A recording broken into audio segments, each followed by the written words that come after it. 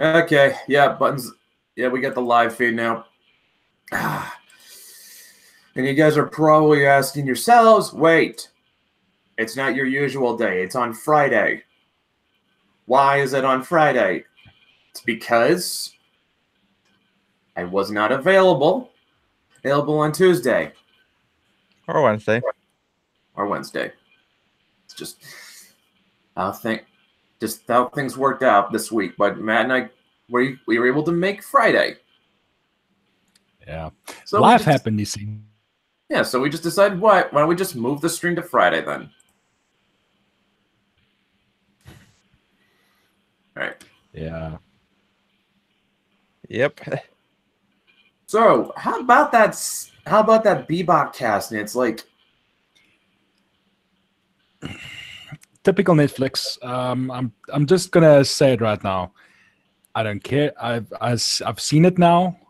I've made up my mind about it, and I'm going to avoid any and all discussion about it because, let's be honest, they are probably hoping for outrage marketing on this. Yeah. They're gonna get it. People are gonna fall for it. I'm already seeing people talking about it the same way. It's like, why this way, that way? It's like, let them have it. The same way I'm going on about, okay, cool. So we've got games journalists moaning about Sekiro Shadows Die Twice. That's fine. Tell them to go back to playing walking simulators. Games were made specifically for them. Yeah. Those games have a right to exist, and games journalists should go play them. Leave the good games to the people who can play them. Uh-huh.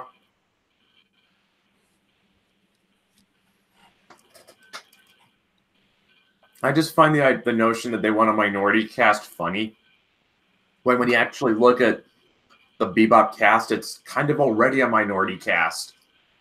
I mean, so would you say them changing Spike that they're being anti-Semitic?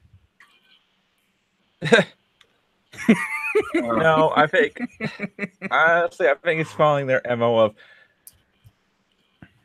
of race swapping characters because you had the Death Note movie, which was horrible. Yep, and then God knows what else they're gonna do. The only reason why the Bleach movie had an Asian cast was because it was made in Japan, where Netflix can't touch them. Although they did yellow wash Full Metal Alchemist. Yeah, but that's Hollywood. That's Japan. It was made in Japan. I can understand why they're all Asian because it's really hard to import white actors over to do a Japanese film, and the Japanese film industry isn't as big as Hollywood. Yeah. So it at least has an excuse, even though nobody in Full Metal Alchemist is Japanese or even Asian at all. Well, there are Asian characters in Full Metal Alchemist. Yeah, but not at the point the movie takes place in. No. Although that movie was pretty awful with that one particular scene and how he realized that since he's not dead, Scar doesn't exist in this version yet. And he's gonna be experimented on by the military, go through all kinds of horror, torment. Mm-hmm. So yeah, it's just gonna be awful. I like what Rumble Terry just said. He said Full Metal should have been made in Germany with German actors. That might have actually worked. Well, I mean, like crazy as it sounds. I mean, the country Full Metal Alchemist takes place in, I mean, I know it's alternate history and shit, but it is basically Germany, isn't it? Kind of looks like it. Yeah, pretty much. Well, let's put it this way. Their leader is called Fuhrer. Yeah, it's basically Germany. And it also makes sense given that Japan and Germany have a history with each other.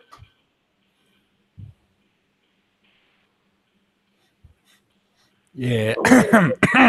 Let's not go there. Well, I was implying the one from Hetalia. Never watched it. Yeah, I'm surprised. Like it's they kind of give like personifications to countries, and it's all sitcom plots and shit. The episodes are like 5 minute a piece. You could binge watch it in a day. Yeah, but the fans were just so obnoxious that it just killed any interest for me. Yeah, but it's like they're all more or less gone now. Yeah. Yeah. And Rumble is telling us to go there. By the way. Go where? I don't want to go anywhere. I'm staying right here. You can't make me. You're not the boss of me. You're not my real mom. All right. Yeah, it's just like, yeah. Actually, here's something else I want to bring up. I mean, okay, they're probably gonna get Jet's probably the only one they're gonna get right because Jet. I mean, like, I know they were never clear on it, but I think most people would agree that Jet is black. I will not argue with that fact. Yeah. Which So is that's kind of funny. Which is kind of funny because nobody really places Black Cop anywhere except if it's a Lethal Weapon movie. Yeah. Or I'm gonna, but I saw the casting for Faye, it looks like they got some white chick. Last I checked, isn't Faye Asian? Well, Yes. last time I checked, wasn't Light Asian? She's from Singapore. I know. I'm making a joke about how Oh, they like Oh, to yeah. do that. oh yeah, that's right. Because that's right. The joke about Asians being honorary whites. No, I'm talking about Light from Death Note. Now, the final character that I'm really, really wondering about is how are they going to handle Ed? Yeah, it's Ezra like, Miller. oh god, please. That's legitimate. That's a legit choice. That is just. I'm sure he's gonna get fired from the Flash. So Well, I think he is. no, they said that he's got a chance at keeping the role if the script he writes for the Flash movie is good. Huh. Oh boy, no pressure there. No pressure at all. I don't think Rumble says, to be honest, no, I don't think anyone will be happy with any choice for Spike. No way there's a slam dunk actor out there to play him. Keanu No. Reeves now, I think. Wrong. Keanu Maybe. Reeves, who's actually expressed interest in the role multiple times, is what I saw Purity say on Twitter earlier.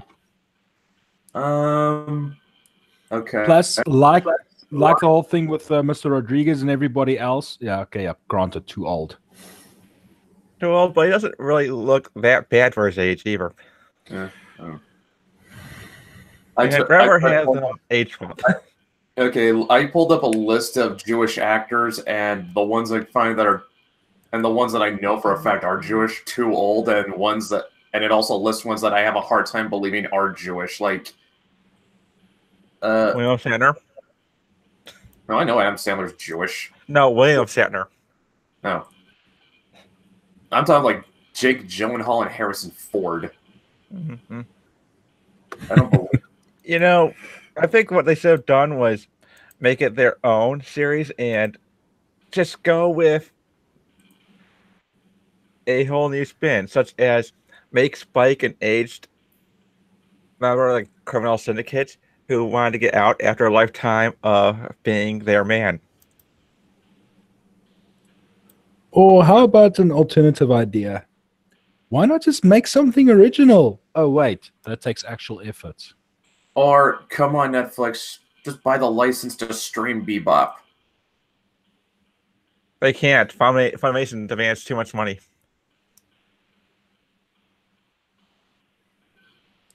That's also true. And Netflix has been shown to want to do stuff on the cheap lately. Oh yeah, there's a lot of reasons why their shows aren't doing very well anymore. The only one that they've really got right now is Stranger Things. Yeah, and they've also run out of places where they can recruit from. Tumblr closing down. Haha. Amazon Prime's going to do pretty well. Yeah, actually, What? Amazon Prime put a I saw it last night. They put up they put Street Fighter 2, the animated movie, up for free to stream. I have to say the only thing good with Netflix originals is Mystery Science Theater 3000. Hey, Daredevil. Well, Daredevil was great. That's currently being produced. Yep. Yeah, granted. Daredevil was probably the only really good, consistently good Marvel series that they had. Even with the stumbles they had. You did not like Jessica Jones.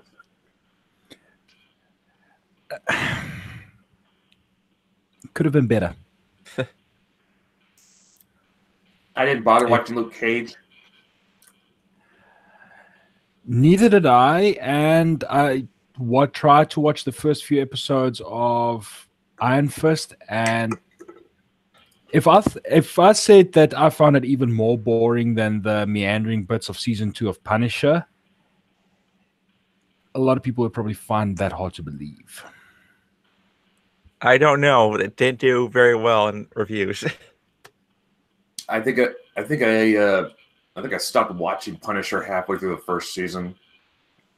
I kept with it. It was good enough.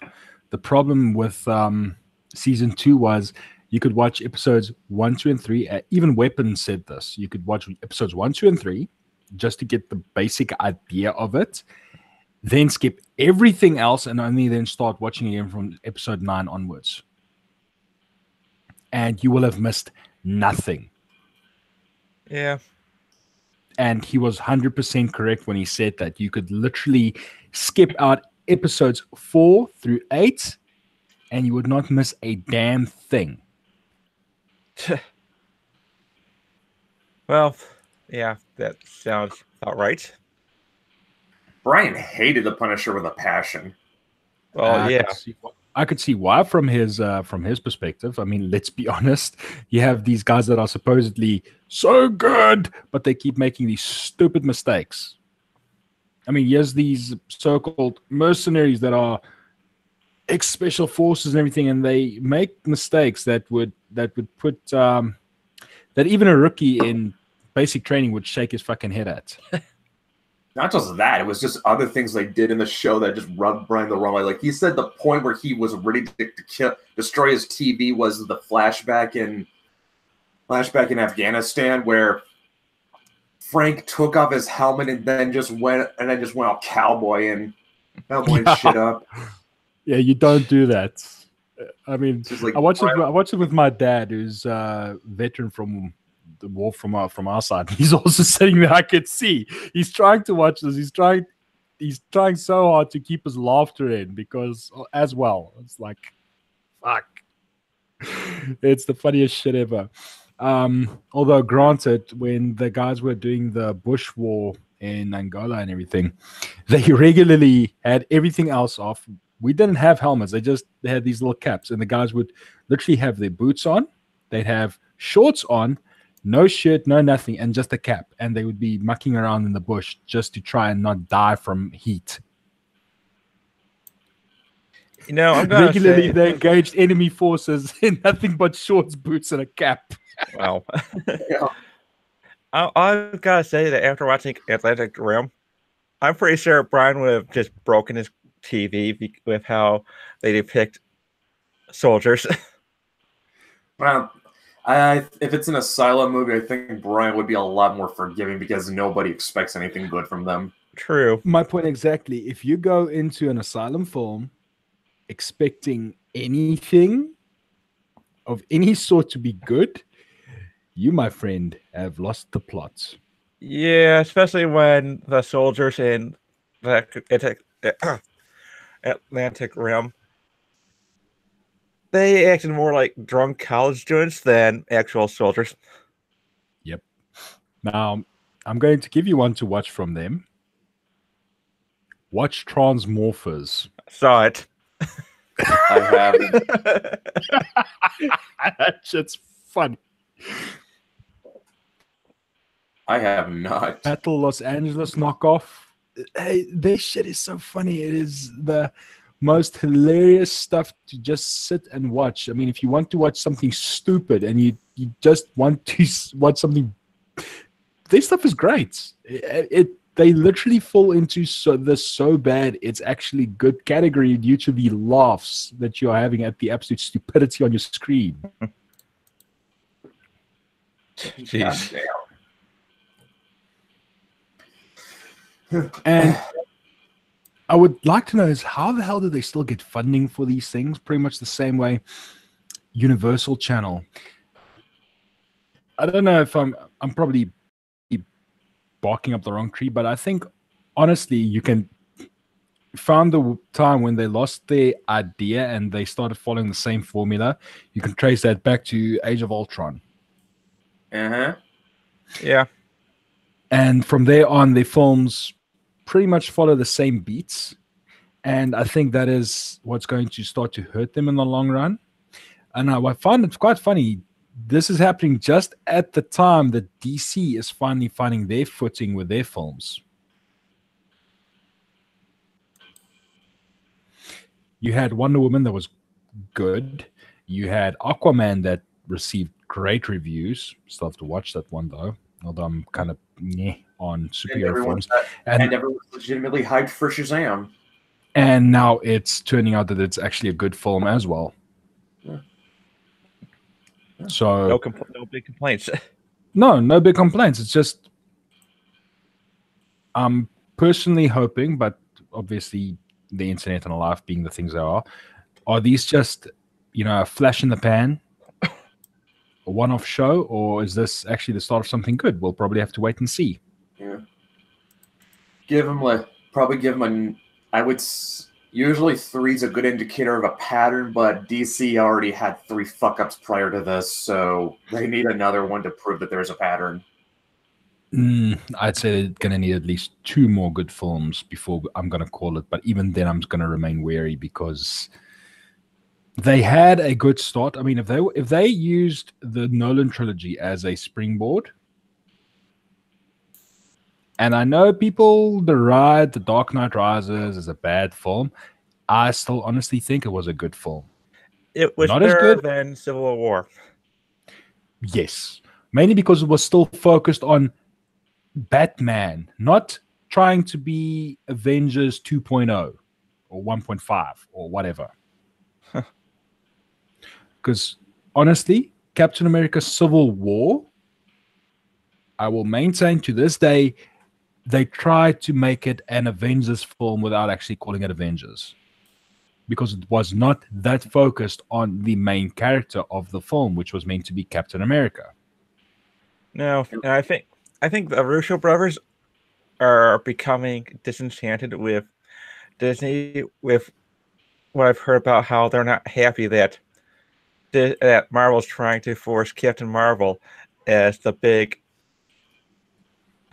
one who saves the universe in Endgame. Yeah, that's pretty much probably going to happen. They're going to push it, and it's either going to,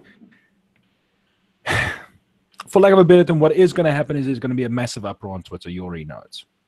Yeah, I mean, it's the last movie with the characters that people actually like. What the audience wants to see is those characters triumphant for one last time after this big kick in the balls in the last movie. And if Marvel pulls that rug from under them, the audience is going to revolt. One can hope. It's just funny because I was looking at a few threads running around earlier now. You have the guys going on about, especially I think one of the comic book artists, Ron Mars. Oh yeah, it's so sad that those guys boycotted the movie and it failed so badly in regards to Captain Marvel. And I'm thinking to myself, and I said it in a DM chat to somebody, the only reason people are still carrying on about Captain Marvel is because you have the talking heads on social media who just would not shut the flying fuck up about it. Mm-hmm. In the run-up, during the constant derision, it's like, people, please just learn a lesson here. Calm down, quiet, and just let these things run their course. Because at the end of the day, people are going to either would not have watched these things, would go to give it a hate watch. They would give it money just to see, is this really as bad as people are going on about? You are probably doing more for them than you think you are doing against them. They're not going to listen, unfortunately. No, nobody's ever gonna listen because nobody's ever gonna learn. But also, at the end of the day, if these people that are running these outrage things, they also know that the main income of their clicks is generated from drama. Mm-hmm. Without drama, they've got nothing. Sadly. Yeah. It's a sad state of affairs. Yeah. Switching gears. Yes. Today was the original day we were supposed to launch the campaign, but yeah. Yeah, things came up. I know. Like Brett Smith told Dan that it would actually probably be smarter. Would actually be smarter if you put it on the 25th after tax day. Which, fair. You know what? Brett's been in the industry for like how long? 20 years. Yep. He knows what he's doing. So his advice is he's a guy whose advice you can trust on most things. And he's already been a part of a few successful campaigns as well. So why not listen to him? Like I said, he knows what he's doing. Yeah.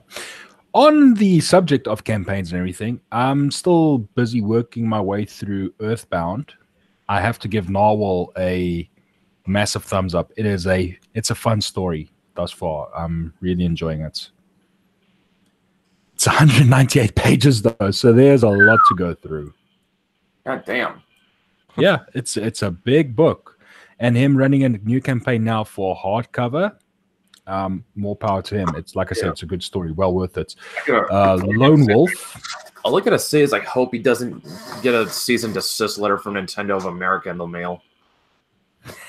Yeah, but they should have sent it already. Yeah. To be honest, they have to. They would have noticed. Well, they have to prove that he ripped off more than just a title, because they can't steal our titles. Yeah, true that. Yeah, and well, here's the thing though, because I set up a Changeling Facebook page. I don't really use it anymore because like Facebook is just. I found out that Facebook is terrible for marketing unless you pay for it, and I was like, no thanks.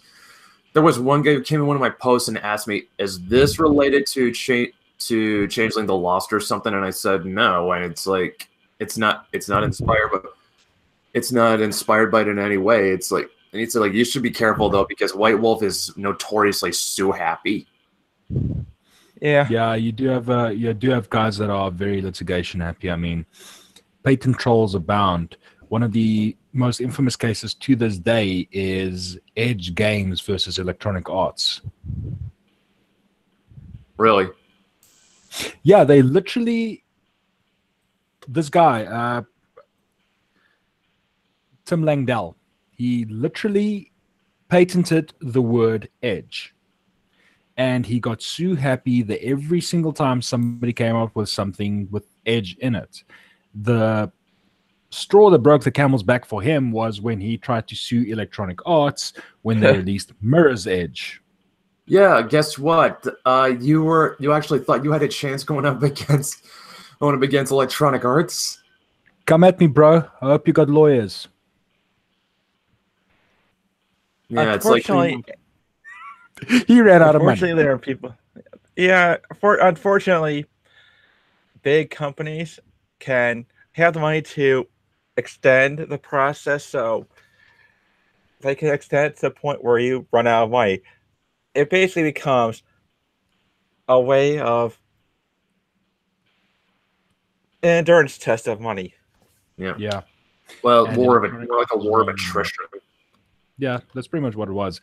And that's pretty much what happened there. So To be the honest, lawsuit got dropped.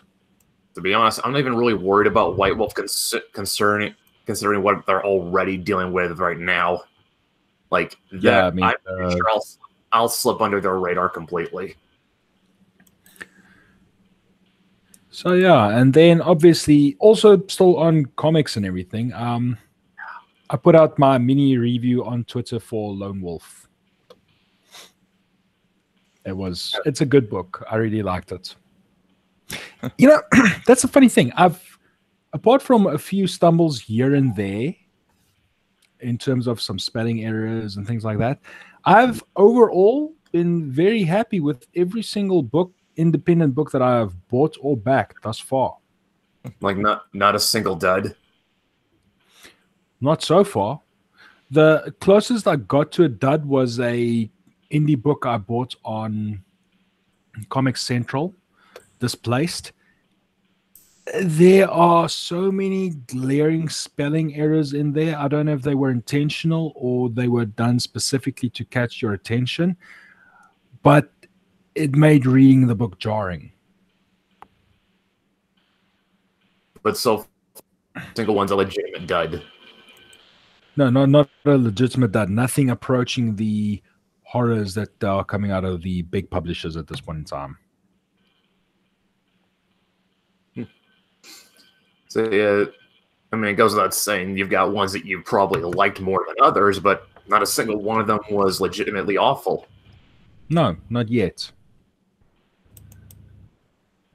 I mean, I'm not so deluded into believing that all independent books will remain good all the time. No, that's a certain degree of there. It's they have to have a certain kind of consistency to remain that good. So Yeah. And look, I got everybody knows about Mike Miller's little flop he hit with his fulfillment. Sending out copies to people who cancelled and withdrew from the project. Mm-hmm. That was probably the closest I got to an almost dud. But the art and the action scenes saved the book. I'm honestly going to say it, the art saved the book, because in some places the dialogue is just a little bit bad, and when you look at how the guys act for a so-called elite military group, once again they make some stupid mistakes. I mean, if you're going to write elite military guys, honestly, if they're going to fuck up, make it believable.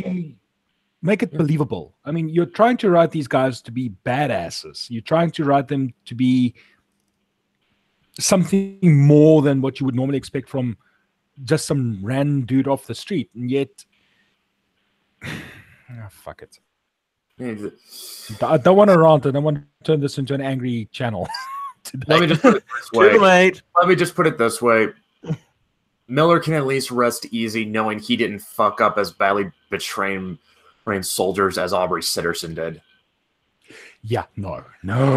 You'd have to, I think, to go on that level of bad, he'd have to do it on purpose. Yeah. Yes. I don't have any doubt that Aubrey Sitterson did it on purpose. I actually talked about it with Brian. His thing was like he brought up something about like how the G.I. Joe has this one unit of women who just could not hack it in basic training, which already straining believability. Like, really, you're gonna make an elite special forces unit out of chicks who basically flunked out of basic, and he showed me like Scarlet Strike. he showed me the requirements that women are expected to fulfill in basic. Yeah, it's people are going, but women shouldn't be in the military. No, they still have rather stringent requirements to get through. It is lowered from what it is expected of men, but it is still. If you take a random unfit guy off the street and you expect him to just do that, he's gonna fucking cry and die. Well, figuratively, but yeah, they're not gonna make it. Yeah. Any lady who makes it through basic training for the military, even if the requirements are lowered, air quotes, it's still going to be very fucking tough and stringent. It's still not going to be a walk in the park. Yeah. I mean, Liz was forced out of basic training due to medical reasons.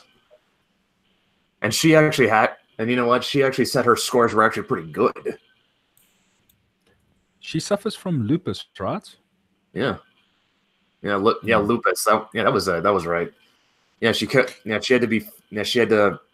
was forced to flunk out of basic because of lupus, but she actually had good scores. But it's never lupus. Quoting House. I never watched the show. It's funny, yeah. I watched a few episodes. My problem with House is you've seen one episode, you've seen them all. Yeah, that's what I heard. But like I said, it's one of those shows that had its moments. Honestly, I think the only reason people kept watching was because Hugh Laurie is that good of an actor. Yeah. Yeah, he's pretty much the only reason I stuck a few episodes more. Oh my god, he deserved a much better show, or at least because he's a good actor, and he deserved a show with better writing. I'll say that. Yeah, Rooster Teeth had a comic strip where one of the pages dealt with that. Oh basically, yeah, I remember that one. Like they're trying to show Jeff. They're trying to get Jeff into House, and they keep going through episodes saying, "No, that one's not good. That one's not good. That one's not good. That one's shit." And like Jeff is saying, "Oh, so it's a good show with no it's a great show with no good episodes." And they couldn't get the sold episode because his Xbox has a sit filter.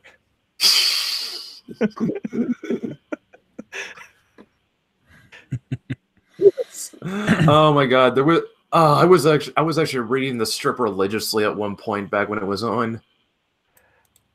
I actually got a couple of their paperbacks from a secondhand store for a couple of bucks.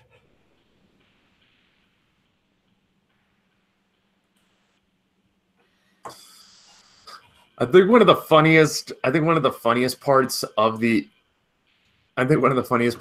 that episode, I mean, of the strip was this one mini arc that they put the French guy through. Oh yes, Jeff's now ex-wife. Kicks his ass, and he's presumed to be dead. Turns out he's been living his own life as an amnesiac. Yeah, and then he remembers, wait a minute, I'm French. And he goes back to being an asshole who doesn't bathe. Yeah. That's actually based on a guy who did the music for I know. Red vs. Blue. Yeah, I know. It's just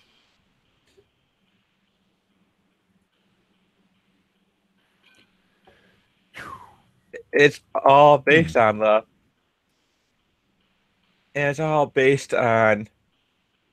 exaggerated versions of the real people. Yeah, I know.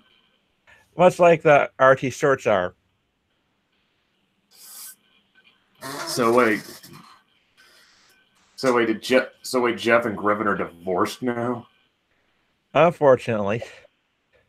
That's Jeff's second ex-wife now. Yep. And he doesn't have plans on remarrying. You know, say what you want about him, he seems like a pretty good dad with how often he wants to stay in the life of his kid. Mm-hmm. Yeah, he's at least got that. Yeah. And Birdie's got a new kid on the way. Yeah, actually, from what I've seen, like pretty much all the Rooster Teeth staff have pretty good families. Well, yeah. We don't Jeff, know much about Joel because he likes to stay a mystery. yeah, Jeff, yeah, yeah. I mean, like, yeah, even Jeff with it. Even Jeff is actually doing pretty good. I think like Yeah. the only ones that I know I'll for be certain, back with you guys in a bit. All right. I think the only Yeah. ones I'm not certain about are probably Gus and his wife. I don't Well, know if I think they've got a good relationship going on because they understand each other to a point where she knows when he doesn't like that he doesn't like to go out, so she respects that. and it's just like as far as I knew, Gus and his wife did not have kids. No, in fact, she talks about how much of a monster he is because once said that he would only have babies if only to have them pull the cart at the grocery store. For some reason, I can imagine Gus is the only one I can imagine who legitimately hates kids. Yeah, because he's that kind of guy. Yeah. It's not that he hates kids; it's that he hates how they make noise. Kind of like what I have to put up with at work. Yep. Oh my god! And I had one. There was one day. There was one night I was at work, and it's just like I was hearing this one kid who kept. I could hear this kid kept crying several aisles away, and then, as if it couldn't get any worse, that kid's dad pushed that cart into the same aisle I was stalking in, oh boy, next to that air raid siren. yeah. I Fuck! Yesterday I had to listen. Fuck! Yesterday I had to listen to a kid that I had crying, and I wasn't even sure if it was a kid crying or a drill. yeah. I don't get a whole lot of that at work because for some reason people don't like going inside and eating. Well, yeah, and I just remembered the beginning of a Rooster Teeth founding fathers panel. Mhm. Jeff points out, I just want you all to know that we have two deadbeats here who aren't really fathers, referring to Gus and Joel. Joel says, "The world doesn't need my kids."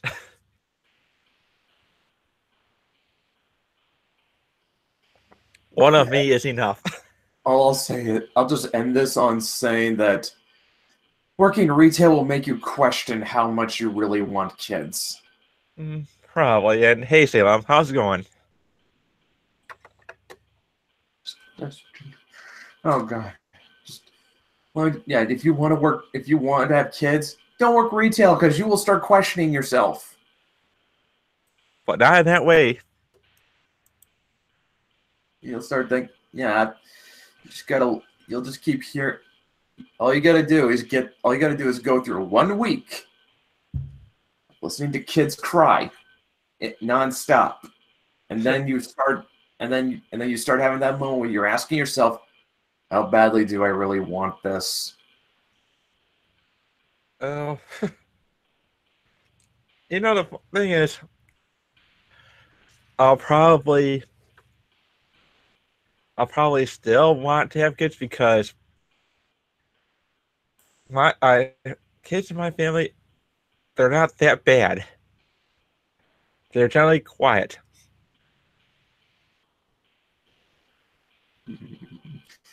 No. Oh, here's something interesting. I just saw some leaked stuff about the Sonic movie. Oh God. Trailer opens with Sonic zooming past James Marsden's cop character. Sonic is clocked at 700 miles per hour on his radar gun. Sonic is on the run from the government. Marsden's character shoots Sonic with a tranquilizer gun. Rings from the game acts as teleportation devices. Sonic asks Marsden to help him save his planet. See Sonic speeding down the highway as he listens to the song Gangsta's Paradise.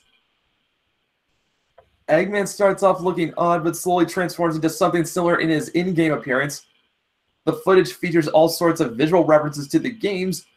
One exchange from the trailer, "I was spitting out formulas when you were spitting up formulas," carries Eggman tells James Marsden's cop. "I was breastfed," answers Marsden. I want to die.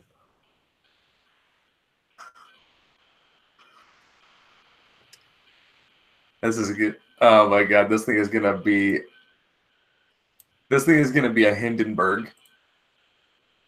Yep. You won't be able to stop look.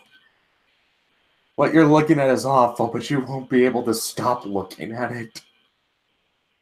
Yep.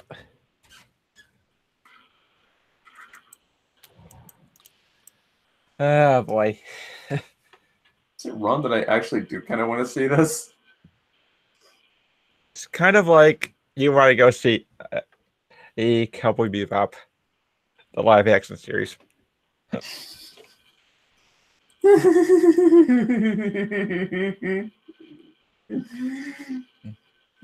Oh my god, that's just Wrong. Gangsta's Paradise was just that was the clincher for me. It's like oh my god. It's jeez. I don't know what to say other than that. I kind of wish that the Rooster Teeth character was still around, so they could have a strip just for that. That would be good.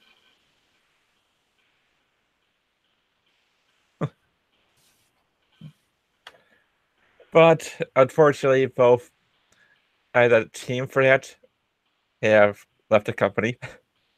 Yeah. Although I will say the two-part or three-parter about the Writers Guild strike was gold. No, I still think South Park had the best take on the writer's strike. Yeah. They really didn't win anything. In fact, in the end, leadership of the Writers Guild looked really bad.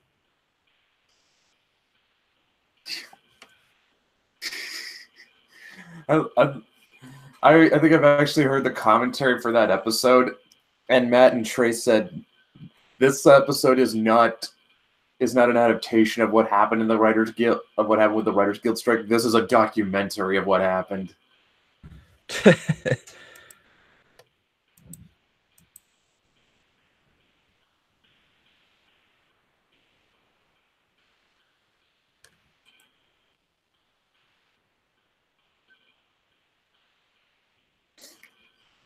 That was just, and they had all the writers portrayed as Canadians. Yep.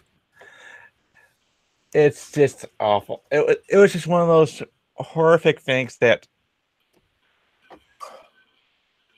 you know, the thing is, they shouldn't be taking strikes as lightly as they did with that one strike, because there were writers from the 80s that were still trying to recover from that strike.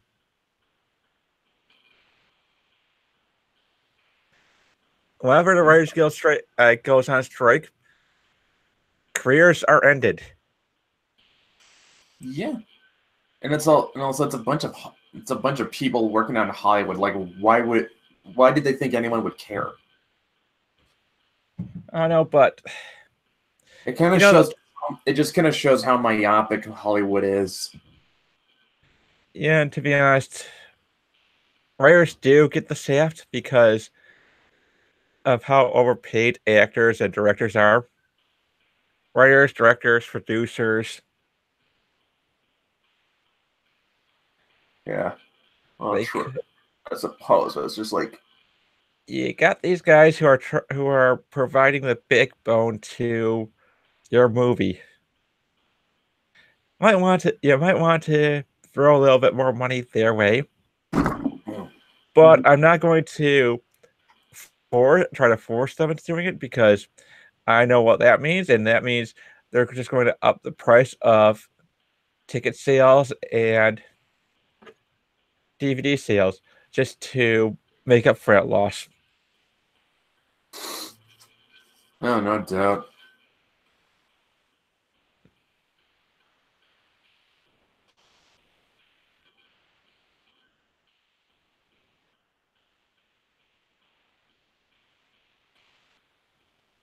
It's just like, oh my, it's just, I don't know. It's just like it's just the way I look at it is just like, to be honest,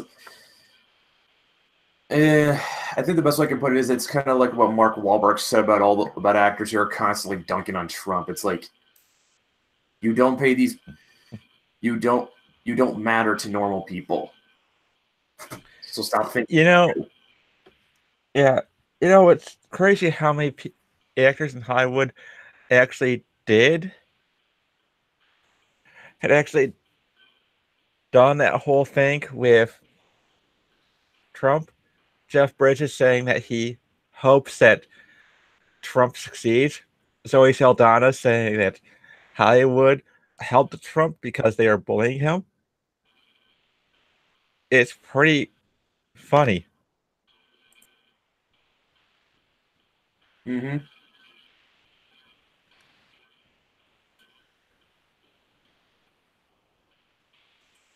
That is true. Yep.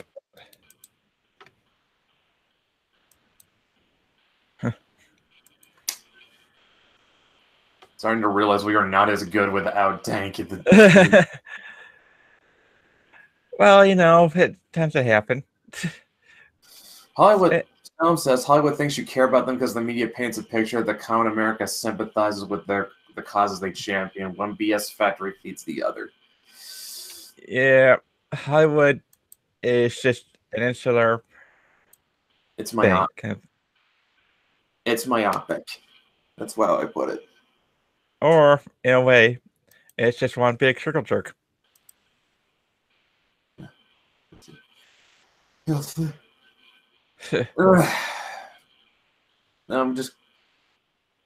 kind of wonder, are we looking at a future where the Hollywood system just completely collapses? Because like I remember hearing that they're just losing money every year. I mean, Oscars had like the lowest turnout in history, I think, this year, right? Might. Yeah, it might, because you remember one thing that was really off-putting with The Nice Guys was that it depicted it depicted Detroit as this powerhouse city, and look where it is now. Well, Detroit used to be a powerhouse city. Yeah, and look at where Hollywood's heading. That is true. Except that Detroit was actually providing something to America. Yeah. Something tangible. Was something useful. Yeah. The only reason why Detroit went under was because NAFTA. Yep. Thanks, Bill Clinton. Huh. And people wanted to. Honestly, I mean, like, I guarantee, you know what? I guarantee Michigan went red just to spite him, because I can't think of anyone who got hit harder by the Clinton administration than Detroit. Like, how many auto workers got put out of a job because of NAFTA? Brett. They don't Right. care. They're still so heavily Democrat that's pretty funny. There's not a single Republican on the Detroit City Council. I don't know. It's just like I have to. I don't know. Something I'm imagining is that just like there were a lot. I just know like a lot of people who worked in the big three auto factories. They lost their job because corporate found out, hey, it's cheaper if we send these jobs out to Mexico. Yeah. But Detroit, the Democrats in Detroit have successfully been able to convince them that Republicans are the bad guys. If a Republican gets into office, it's game over for them. They'll never come back, ever. So even though they got screwed by a Democrat, the unions will still vote Democrat. Yes, because they're stupid.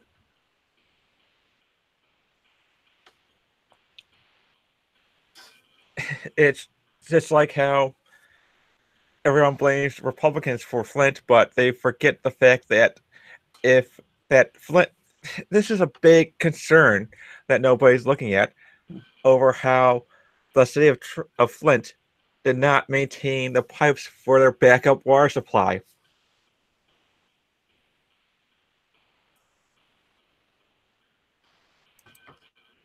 Salem just said, yeah, we who have ties with those connected to the auto industry fucking hate Dems now. We're still pro-union, but the Dems are hated. Unfortunately, from what I've seen, there's a lot of what the unions want is also the same with what Democrats want. So it's well, that's because back in the day, the Democrats managed to brand themselves as the Workers' Party. Yeah, which is fucking bullshit. You look at all the Hollywood parties that are had for them, the millions of dollars that are spent on those parties. Yeah. They are the monarchs. They're the party who wants the monarchy back. I don't disagree. It's just more like, and I'm starting to think that the unions have kind of picked up on the fact that the Democrats abandoned them. Yeah.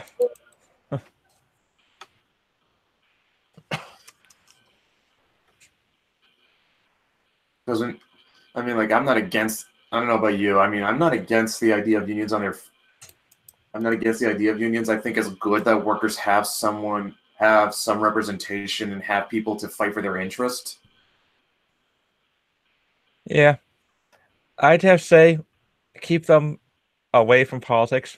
Yeah. Make rules so that they don't have any kind of politics, because if you want to be for the worker, you have to remain non-political. Once you go political, you're tied to a political party, and then it stops becoming about the worker and more about the political party. Yeah, Salem says depends on the unions. The larger ones with federal ties are pretty much loathed because they've essentially become corporations. Yeah, that's pretty much it. So let me guess, does that include the United Auto Workers Union? I don't know, honestly. I'm just getting so sick of hearing about unions supporting Democrats despite it being against their best interests. And will certainly is now, but like I said, I think they're kind of. I'm just saying, like I saw a lot of union guys vote for Trump in the 2016 election. Oh yeah, the unions hate Hillary. Well, like I said, workers got screwed by the Clintons bad because of NAFTA. Yep. You know who also got screwed by Clinton? Monica Interns. Lewinsky. Well, I said interns, so. And then there's also the countless women who have their sexual molestation charges against him, which somehow are able to get swept under the rug. Yeah.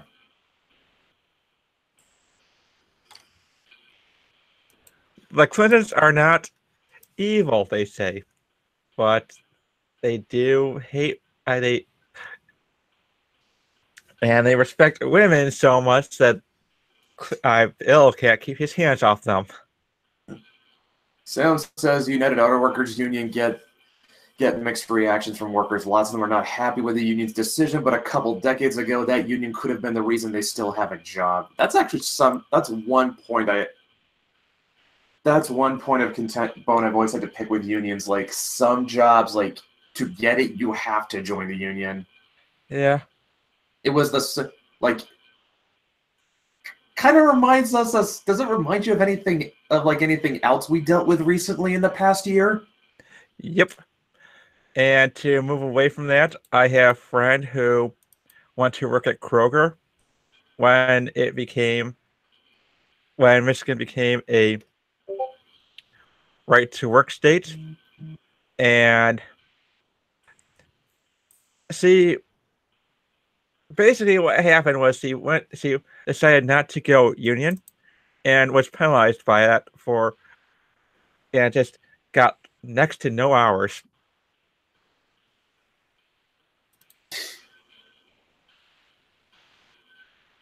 So they pretty much made it that don't get me wrong, I'm pro union, but you should have the right to choose to join or not. Yeah, so like about the only way she could have gotten decent, they pretty much gouged her paycheck, and it's like okay, you know what, if you pay, so they pretty much dangled like paying your union dues is gonna cost you a lot less than if you don't join now. Honestly, with what's going on, I'm not afraid to say fuck unions. Yeah. They need to have some. What they really need to do is have their power scaled back. Because if there's a problem with, I do get why they're doing that. It's not because they want to help workers. It's because they want that membership fee. They want that membership fee. They want to stay in power.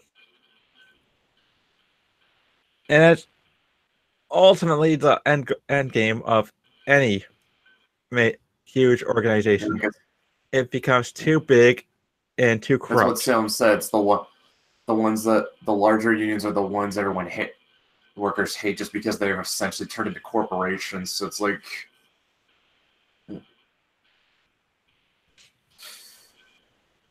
you know what's gonna be right if the Dune remake is successful, and they have a whole series of movies.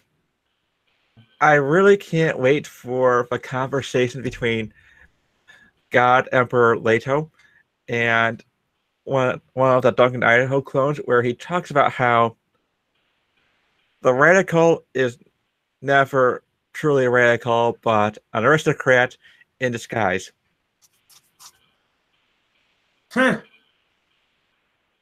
Because once they gain power, what happens? They become the new normal. Exactly. They become the new aristocrat. They become the one everyone hates now.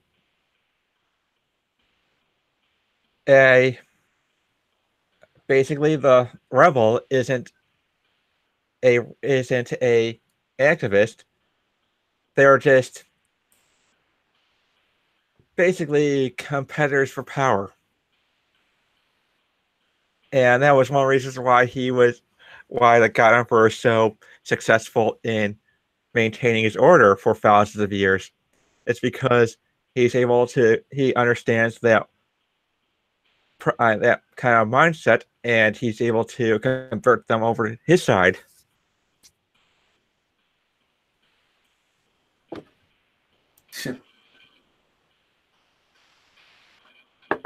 Unlike the God Emperor in 40K, where people are worshiping him even though he told them not to.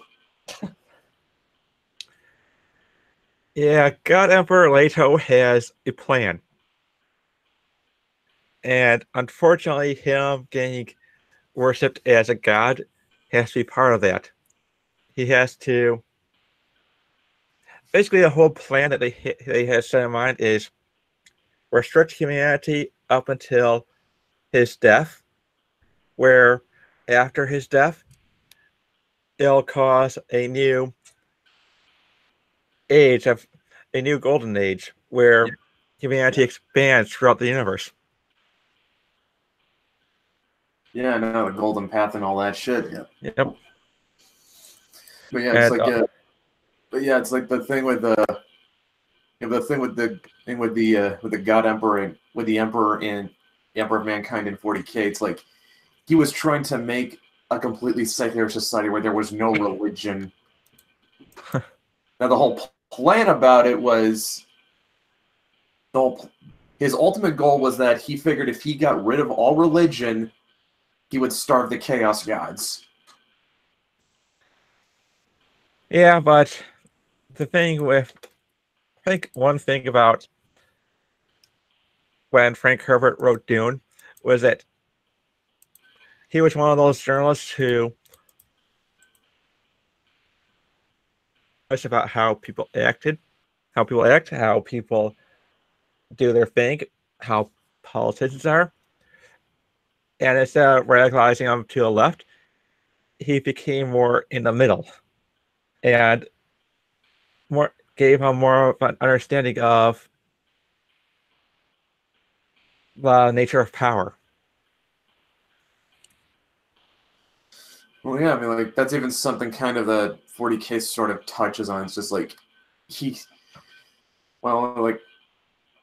like the Emperor came very close to pulling off what he wanted to do. But then, of course, the whole Horus heresy happened, and he nearly got killed by Horus, and unfortunately, he forgot to account for the fact that humanity is fundamentally flawed, and so they regressed us, and now the Emperor's worshipped like a god, even though he said he did not want to be.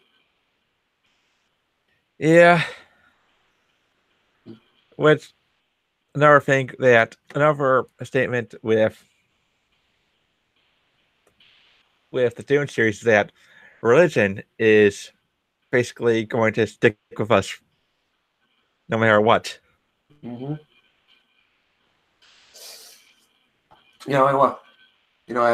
I hear some people level that 40K is sort of more or less ripped off ideas, but it's more like,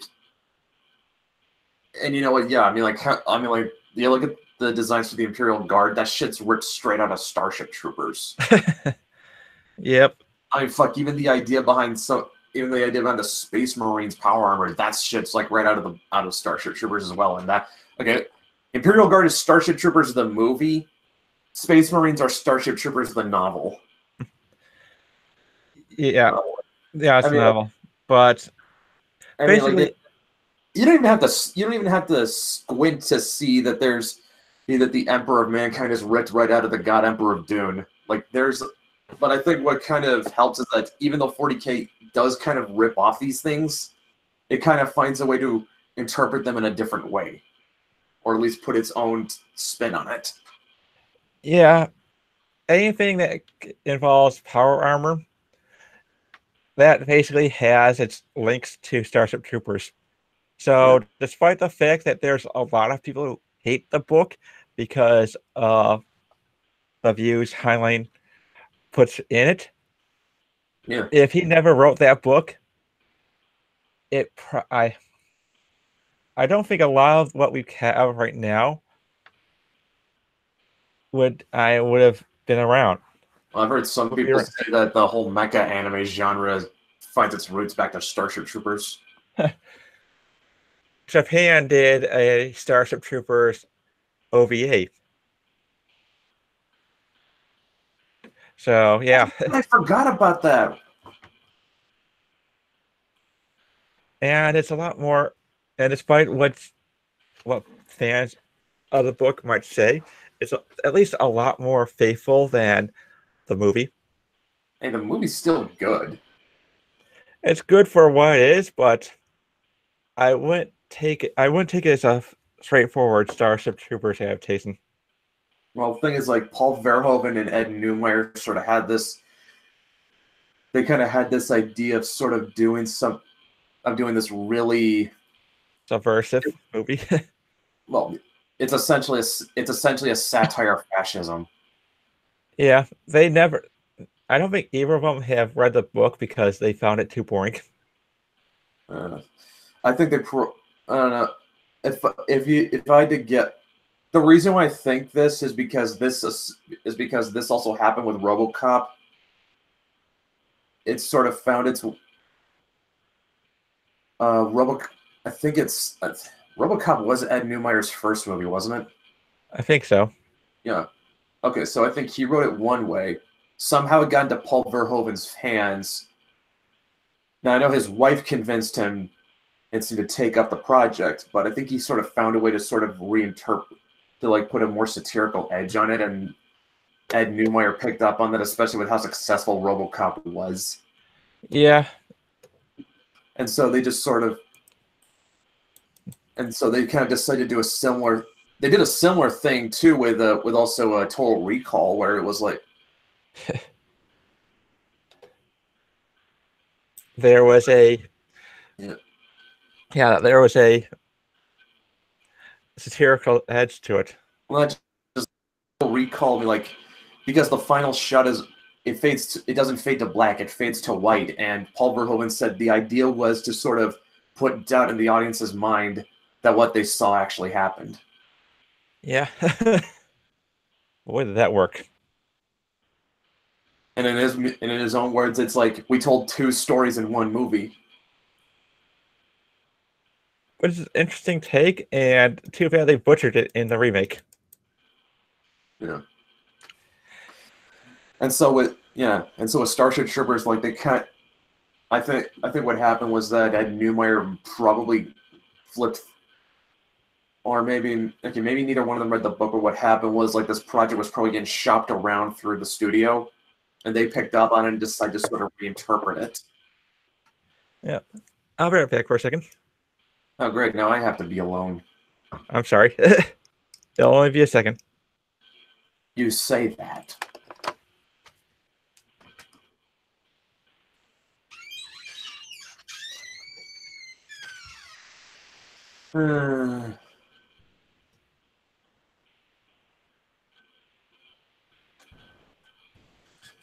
Is anything happening? I'm never alone yet, thanks, Salem. I appreciate that.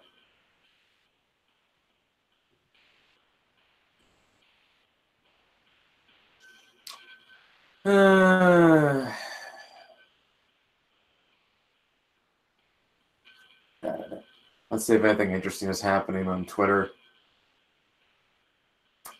And it's not.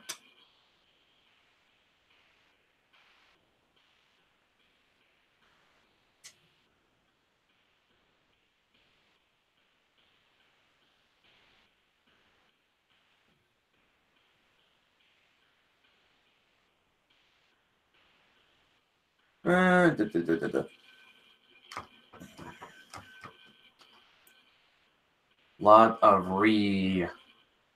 not real. I think the closest I've got is some. I think the closest I have to that on my timeline, Salem, is seeing something. Seeing oh yeah, was that stream that Destiny Nick Fuentes did? Oh my God, Sargon is in that one too.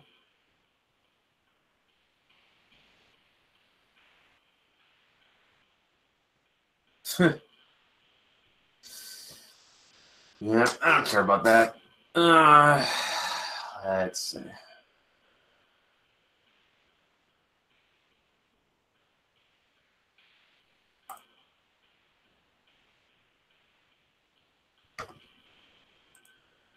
Am I kidding? I've got nothing interesting going on my timeline to really react to. Oh, good, he's finally back. All right, I'm back. You didn't die or anything. No, I just had nothing worth reacting to over on Twitter. Oh. Well, that sucks.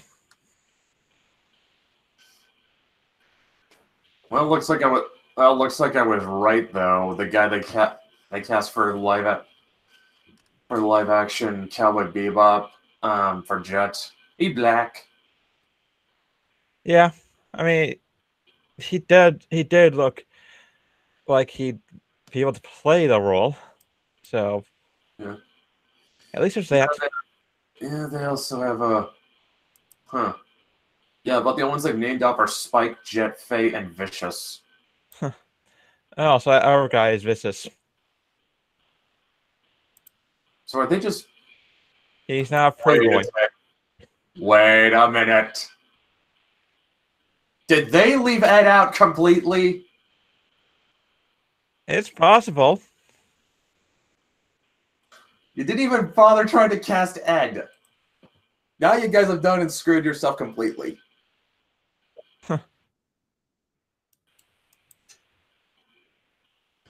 How many of those stories could not have happened without Ed? I think they're trying to go their own way, except they're trying to keep it as faithful as they can.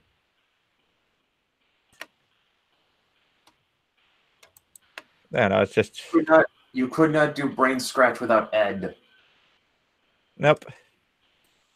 They're probably also gonna leave out Ein too. Oh god, look at the lineup and look. Salem was saying that should have been a cast for live action Black Lagoon.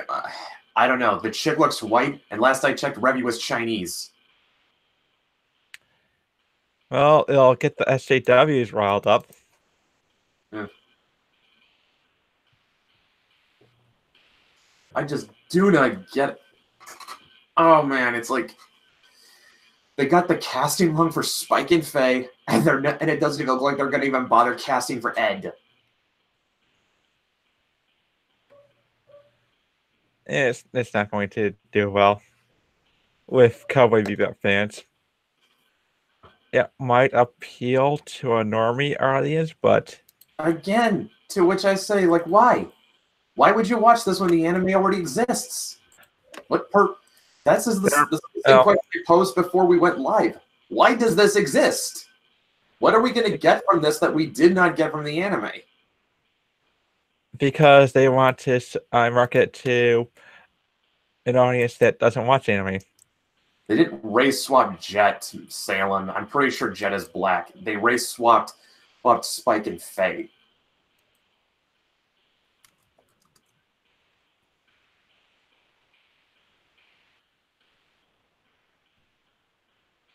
And now all of a sudden got quiet in here.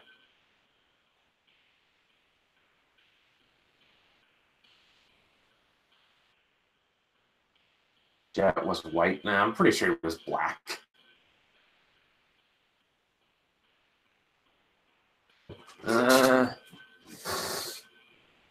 Please don't. Please up, please up, please up, please up, please up, please up, please. Yeah, I know I'm voiced by Bill Billingsley is black. I don't know, just Jet always came off to me as black.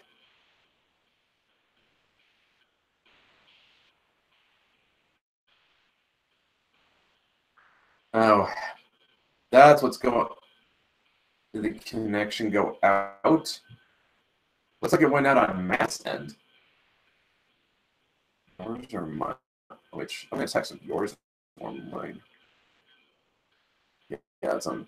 Wait, he's not asking me. Yeah, it's on his end. Yeah, it's on Matt's end. I'm pretty sure it is. Mm-hmm. There we go. Hey, I've in there twice now. Salem says I'm roboting now. What the fuck does that mean? You're starting to sound robotic because of Okay. issue with connection. Okay. So you want to hear something funny? Okay, well, hold that thought. Salem is telling me Jet is white. I don't know. Yeah, but you want to know something funny? How long before SJWs will start reading over Jet being black because the name of the character is Jet Black? Whatever. Doesn't matter. They already swapped the whole cast. It's like I said. Next thing you know, Ed is a boy. If Jet is white, then they already swapped the whole cast.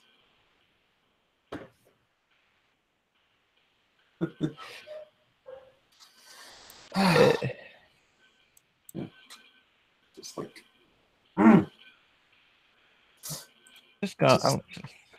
Yeah. I'll look up the character, see if he's meant to be black. I don't know. From what I remember, And he looks pretty white. And from what I remember, they never said one way or the other. I mean, they don't really talk about the ethnicities of the characters, so yeah, they just kind of hint at it. Like, I mean, the most the most you get to go on about Spike being Jewish is that his last name is Spiegel and his gun is Israeli. Yeah, but since he's not on Earth, he wasn't born on Earth. He probably doesn't know where the gun came from. It's just that it's a useful gun. I know, but it's like the gun they gave Spike is Israeli made, dude. I know. Like I said, that's kind of like those are like the only two hints those are like the only two clues you've got that he might be Jewish. Yeah, but I think for the most part that's just reaching a bit. Well, the gun probably reaching, although I think with his name. Yeah. His name being Spiegel is probably the best indicator that he's Jewish. Yeah. I think that I might watch the first couple episodes just to see where it goes.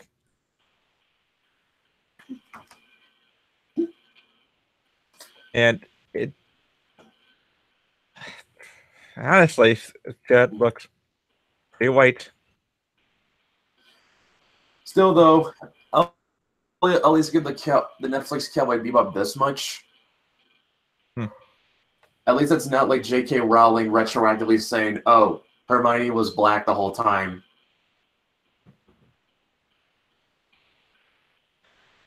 That was dumb. Yeah, that was. It feels like J.K. Rowling is actively trying to just ruin Harry Potter. Or ruin her legacy. It's like, oh, Dumbledore? Yeah, he was gay the whole time. Oh, Hermione? She was black the whole time. Harry's dad? He was a furry rights advocate the whole time. Even though she never talked about it at all. Wait, really? Yeah. No, I'm not kidding. Apparently, what happened was she put out an email saying that Harry's dad was an advocate for the rights of. I'm only saying furries for lack of a better term. Okay. There was a different term she used, and I don't remember it. Something stupid English. Probably it's just like. Or stupid British. Some kind of magical furry race or something that wanted to have sex with muggles or humans or something. I don't know. Ah, boy. Everything she now reveals about the Harry Potter universe just ruins it. It's like it's almost to the point that I feel like she's deliberately doing this. Yeah. Like she is deliberately ruining it. For what reason, I don't know. She wants to score that those SJW points. I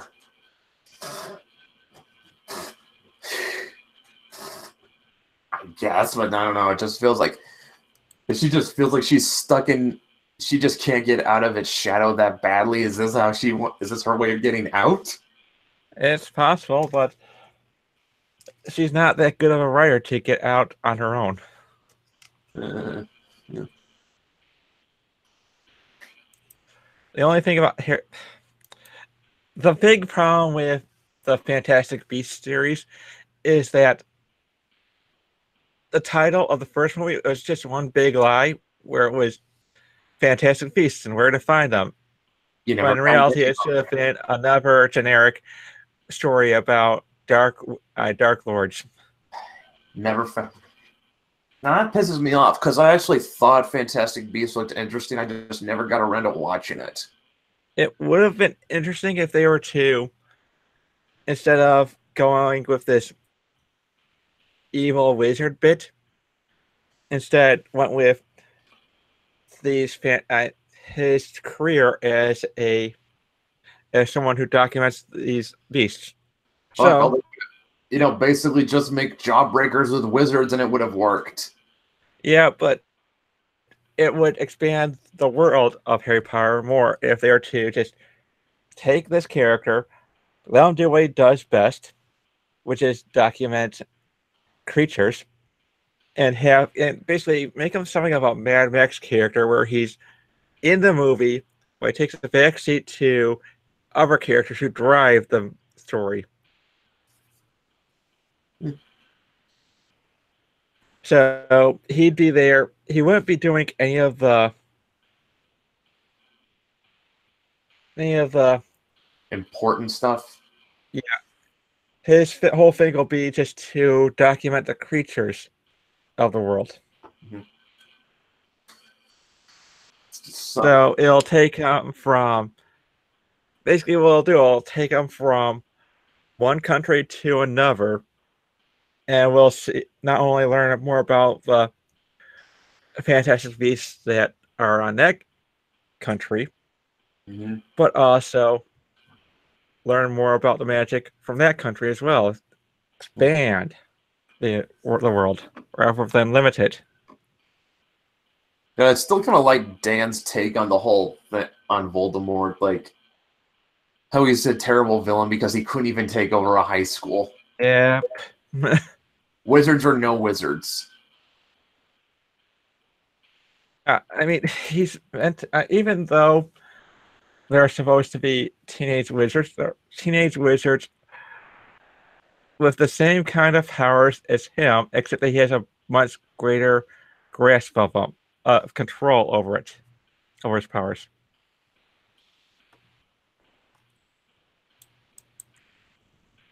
Teenagers rarely do have control. If you make it, well, I mean, yeah, it's kind of something.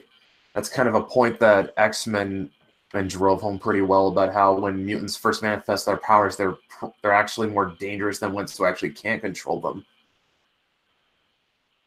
Yeah, except that the way that people try to explain things for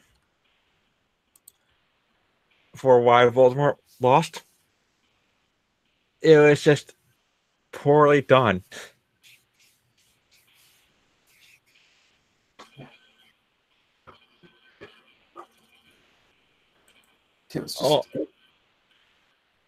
Ultimately, my opinion on J.K. Rowling is that she's not a writer to take seriously at all.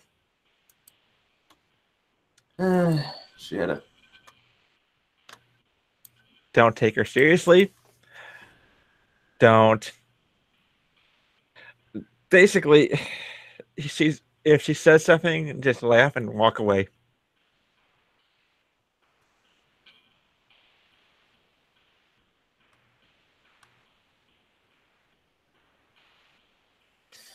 It's just, yeah. No, it's just, you put it that way, she basically lucked her way into success. Yep. I'm just trying to, I never read any of the Harry Potter books. Was even the first one any good? I don't know. I didn't read them.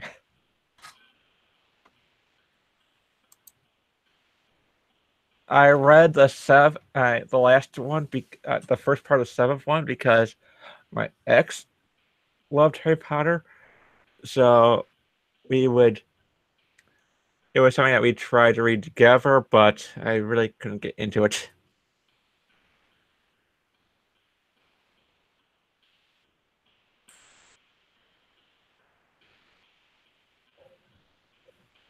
It's just, yeah, I got nothing. I got nothing for that. Well, it's gonna be fun when Game of Thrones ends to see what happens.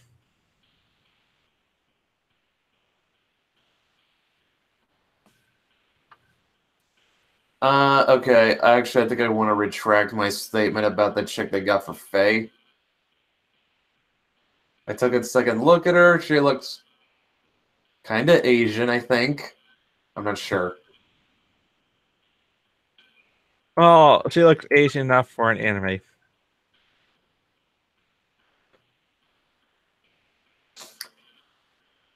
Yeah.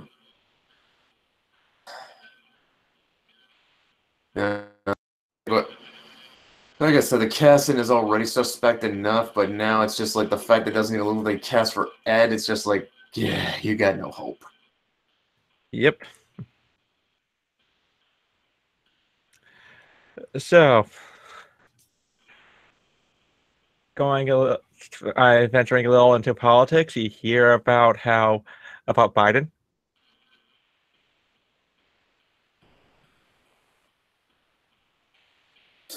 Yeah, I think everyone has. You hear that they're trying to push the Russian conspiracy. Of course they are. Salem says, I read them. I read Harry Potter. They were good for getting kids into reading, helped me grow an enjoyment for books. Nowadays, I think they're just that, children's books, so. Yep. Yeah. Yeah, that's probably a good take. I think people, I think it's sort of I think Harry Potter's just a series that's become a victim of its own success. Like, your people really gotta lower their expectations for it. Yep. And this isn't, yeah, it's not some game changer for fantasy. It's a children's book series. Yeah, and way too many people take it way too seriously, especially when the people who call their resistance movement Dumbledore's Army. Those are people who never grew up. Pretty much. Like legit, I think. I think Peter Pan grew up more than those people. You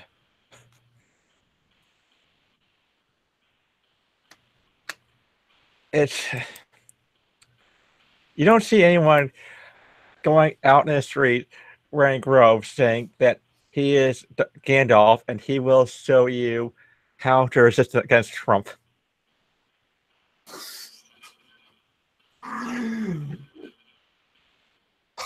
Oh my God, we need that. I need that now. I need Virgin Harry Chad Gandalf. I need that right now. It's just because you know what? One of the points will be referenced by immature fans for immature political movement. Pretty much.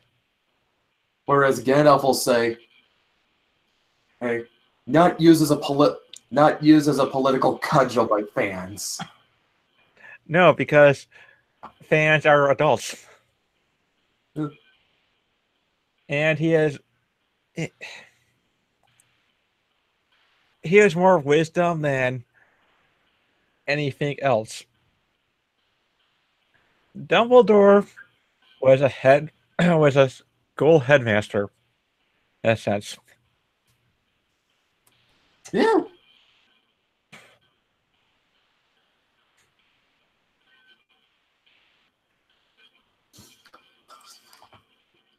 I will give Rowling this, though. She did mature the writing styles as the series progressed, but it didn't reach literary mastery. It just went from grade school to freshman high school level. And she really should have. I think ultimately what her downfall was that she got a big head about her writing.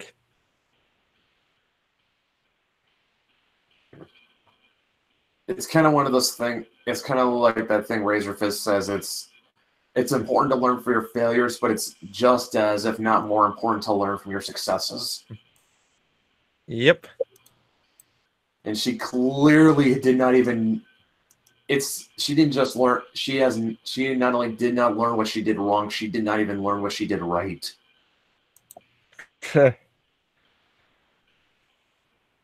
No, she really horrible.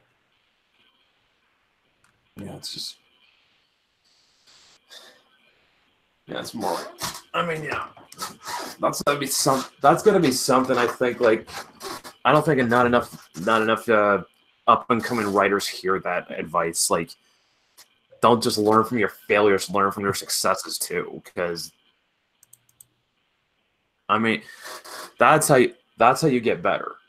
Yeah, but you keep doing things you're doing good. That's one of the reasons why I appreciate J. Michael Straczynski. He puts in his work what he did with Babylon 5, all the daily struggles of that show. Yeah. I mean, he did have Jerry Doyle to act as the muscle. Mm-hmm. Because, that's something that he would definitely do. But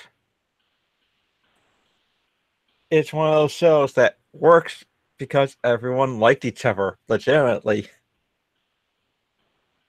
And in a way, Babylon 5 was his experimentation of whether or not a show can do well and have everyone like each other. Mm-hmm.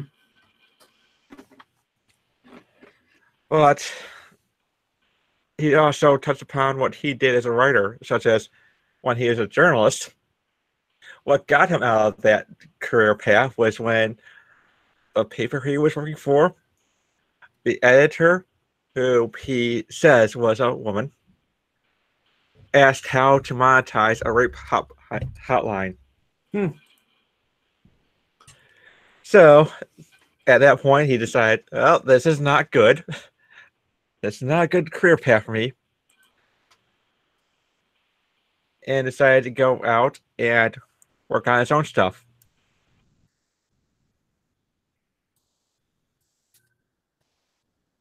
Sometimes it's good to have a pseudonym ready so that if you're put on work that you don't like, you didn't think matched up with your standards, you could use that. For example, when Harlan Ellison script for the City on the Edge of Forever, he did not want to use his name on that one because it was not his work. It was heavily rewritten by Gene Roddenberry. And I think what he wanted to put on there was Cordwainer Bird. But Roddenberry had enough clout to say, you use your name or you'll never get work as a writer again.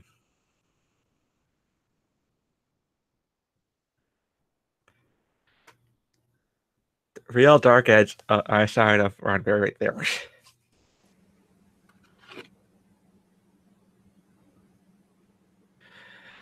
And Brett froze. So yeah, that was bound to happen. So I wonder how long he'll be.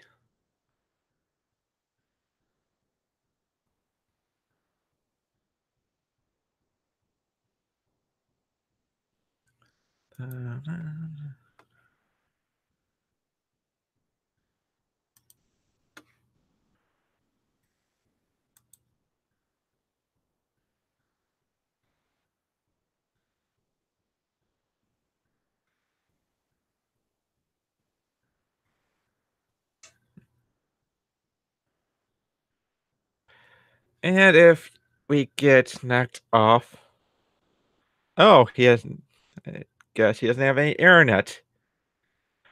Not much, Salem. Not good. We're probably gonna get knocked off soon because he has no. It looks like it's pretty bad. So we'll get knocked off. I'm good right now. Hope you're good. And we'll see you next time if there's no connection to bring us back on.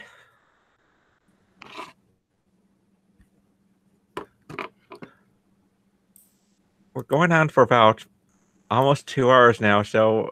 Whew. Oh, hey, you're back. Yeah. Hello? Hey. Hey, Tank.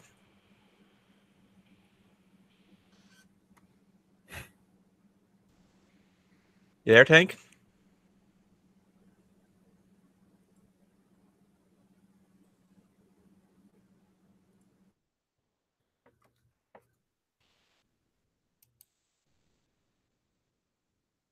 Well, that was weird.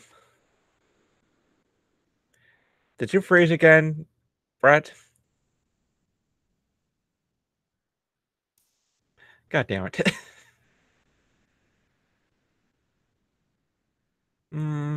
So, yeah, there we go again.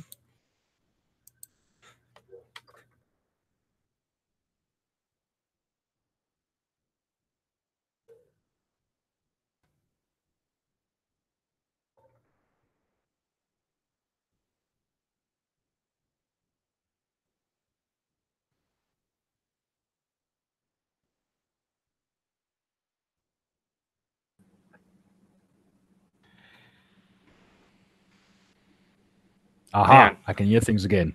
All right. And I'm pretty sure I think Brett it's become froze. yeah, I think it's become a bit of a hallmark of this stream that just there's technical shit every single time. Yeah, I feel like we need a technical difficulties screen. Please stand by. Technical shit going down. And Brett just dropped again. Yep, so it's let's see. Earlier he had an issue with the internet, just like I did, so I'm glad to see that I'm not the only one in the shit internet waters. Yep. You see, it's kind of expected for me because, well, hey, what the fuck, man? Yeah. Well, yeah, it is what it is, I guess. Could be worse. And yes, ALM, there was a glimmer of hope. It snuffed out like any kind of hope that Marvel Cinematic Universe is going to be good after Avengers Endgame. We'll have to wait and see. I heard the new Tom Wiseau movie was good, so there's a glimmer of hope that anything is possible. I just saw on Yeah, Twitter that you apparently never Jared know. Leto's gonna Do you be. ever? Hey, welcome back, Brett. Yeah, I just saw on Twitter that Jared Leto's gonna be Morbius in the next Spider-Man spinoff. He is able to pull off that kind of creepy. I don't know. I'm just going off what he did with Joker and And now Suicide I can't Squad. hear him. Yay! Thanks, Google Hangouts. And Tank I'll be can't hear back. you. just going up. I don't know, going up what he did in Suicide Squad with Joker. The dude just comes off to me like he just sort of forces it. Like, this is what he thinks creepy people act like. Well, it's suitably creepy in Blade Runner 2049. The Jared Leto Joker was more of a psycho than anything else.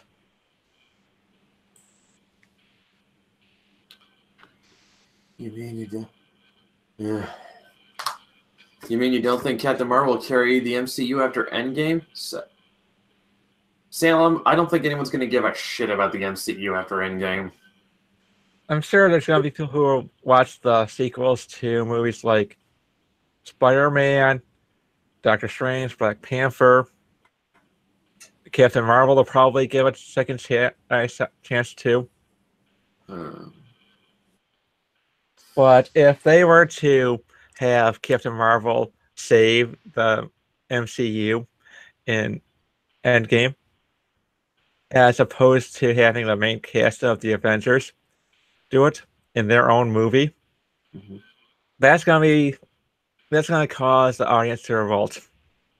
They want to see as I said earlier, they want to see the main cast of the first movie succeed for one last time before their contracts are up. If Marvel doesn't do that, they are fucked. They try to push Captain Marvel instead of good storytelling. It just shows the direction of the MCU. They're not going to care about the stories they used to care about. It's going to be nothing but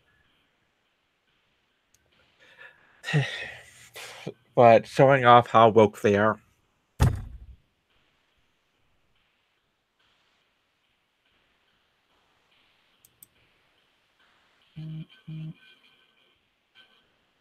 Well, I'm pretty sure that Tank's going to be back with us soon. Hopefully. Yeah, he said he was going to try restarting his PC. Yep.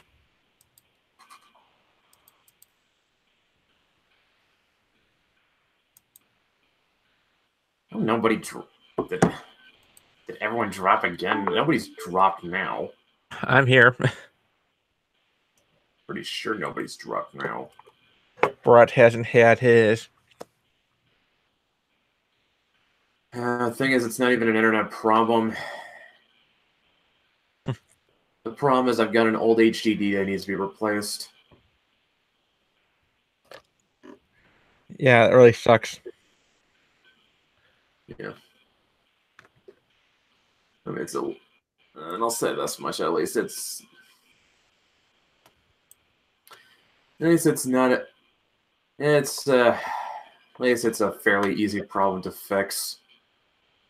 Yep. You can get a 1 terabyte HDD for like $50. Which really isn't bad. Ideally, I would like to get an SSD, but those go up to $200. Yep. So I'm just gonna wait till an SSD is more affordable for me. Well, all I have to say is get what's good for now, so that when you have the money, you can upgrade. Yeah, duh.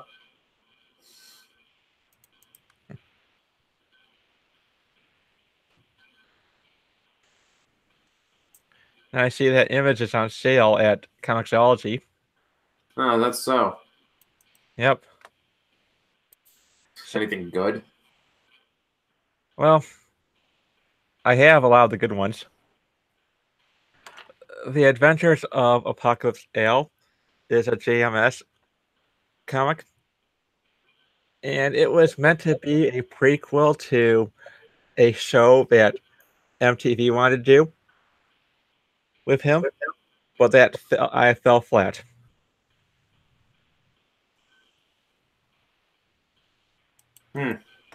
Basically, it's another comic with a Ginger Lead, who is basically the only why it's set in a world where the there's supernatural.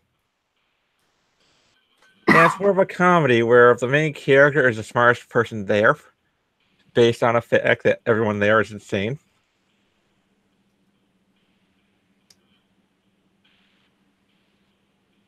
And she handles it in a way that you'd expect a ginger to handle it. I'm pretty sure you know what I mean by that. Yeah. No, here's something funny. Huh. Green Day under fire for lacking female voice in feminist book. Okay. I can hear both of you again, by the way. You can hear us? Great. Yes. It'll just, it just shows you how insane they are, and I can hear you, Tank. Yeah, we can hear you. Yeah, it's just crazy. Yep. I think we're all just gonna have to collectively admit American Idiot was the last time Green Day was actually good. Yeah.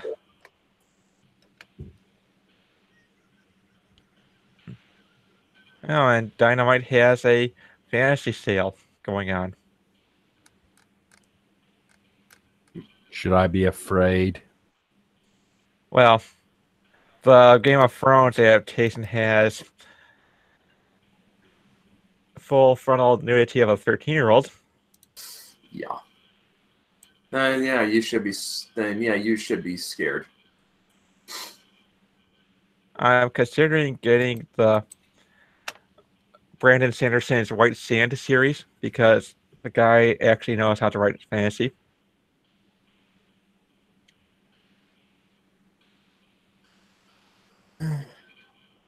In a way, it's kind of like, from what I read, a fantasy version of Dune. Is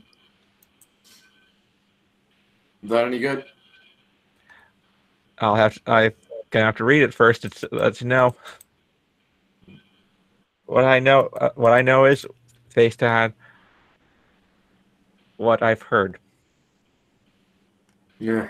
The only fantasy comic I really am interested in getting is Elric the White Wolf. Well,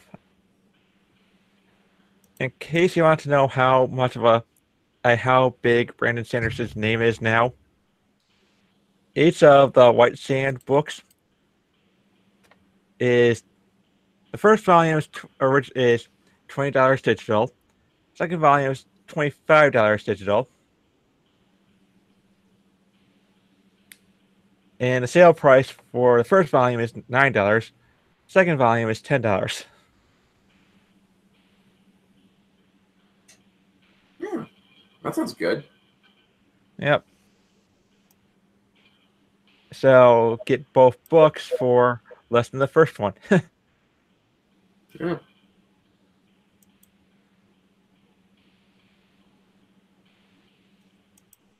Hmm.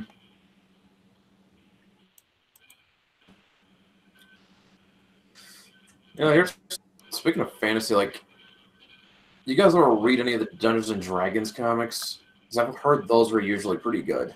Yeah, I read a couple of them. They're pretty good. How much do you have to know about Dungeons and Dragons to actually get it, though? Well, based on what I've read, some of them, a lot of them are based on the more popular stuff. Such as if you know Baldur's Gate, you'll get this one because it's kind of a sequel to it. Mm-hmm. What? I was gonna say, so it's not too insular. It's not something you have to be a fan to get. No, I wouldn't say so. I think when IDW got the writers for it, they were actually fans of D&D, so they got fans writing the books rather than progressives. Well, not just that, it's just more like sometimes these things can be like Yeah, sometimes fans will write these things in a way where they're like where the references and prior not like the references are just so heavy, like you practically have to be an expert to get it. yeah. I think when you're trying to write a comic based off of a popular RPG, they tend to demand a kind of open availability for new readers, Mm-hmm. such as I've read the Legend of the Five Rings graphic novel, and that's the kind of read that you can get even if all you know is samurai films.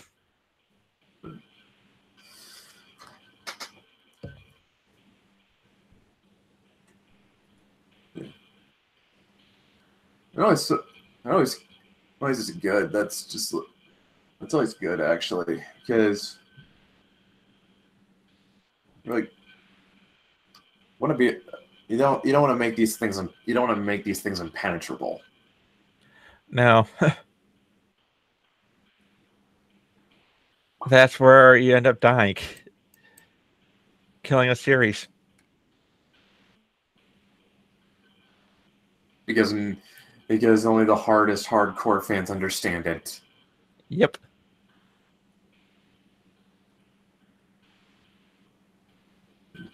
And it's also because RPGs, the when they get turned into, especially when they get turned into graphic novels, they're usually ran by people who want to see the brand grow. And so they're going to be rather particular about how they're written.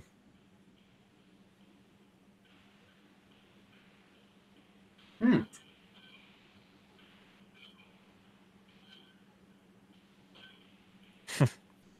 That's actually really good. Yep.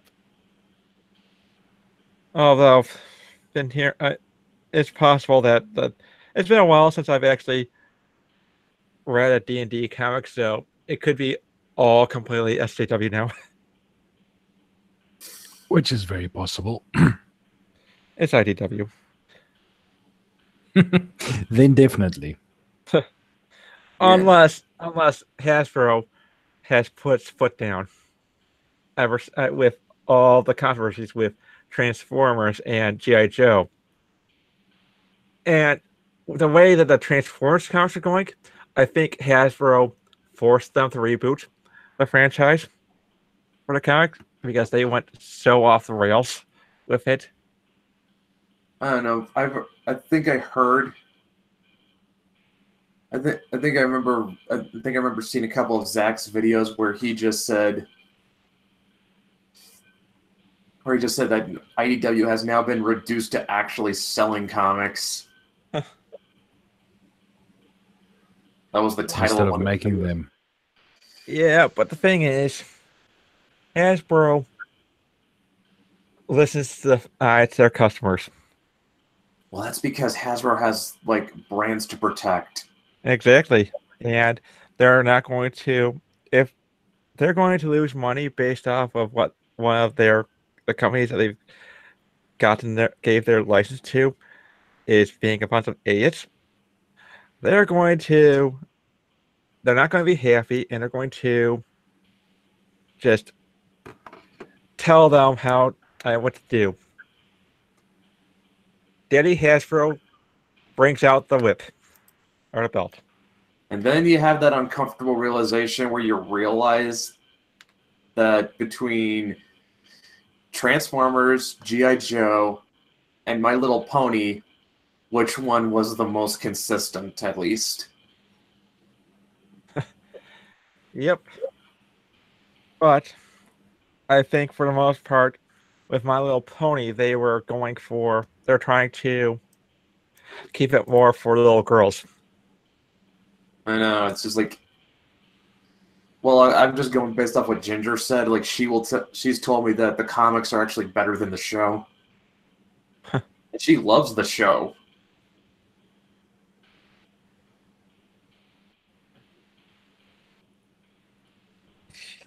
It's one of those weird things, but then again, comics usually are better than the shows because they have more freedom to do more, such as when the Marvel Comics Transformers was out.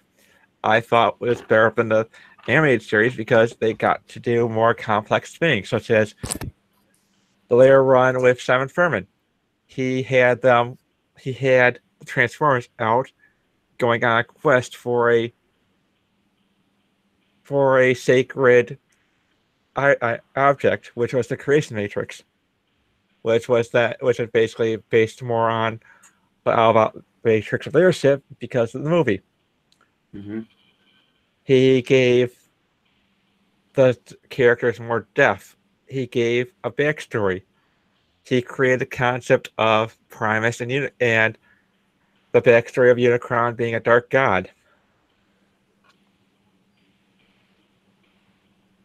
I don't know. I'm just finding it funny that out of the 3 Hasbro properties that IDW makes comics for, the best one is about magic talking ponies. Yeah, but I have to say that the Simon Furman runs on Transformers were the best. In fact, they were so successful that they brought them back to complete the story he wanted to tell for the Marvel Transformers series. And I'm not going to argue that. It's just like, I just find that funny. Oh, yeah.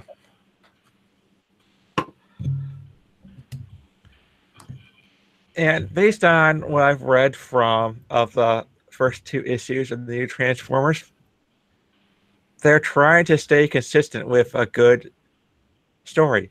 They've got good art on it. Certainly better than what was the crap of the final issues of the previous run.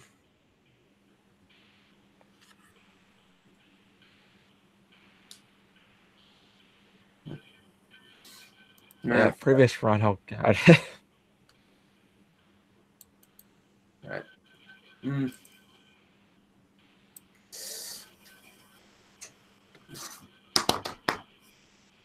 Although, do you really think IDW is going to be sticking around for much longer, given like how they just seem to keep losing more and more money? It's possible. Mainly because I can see them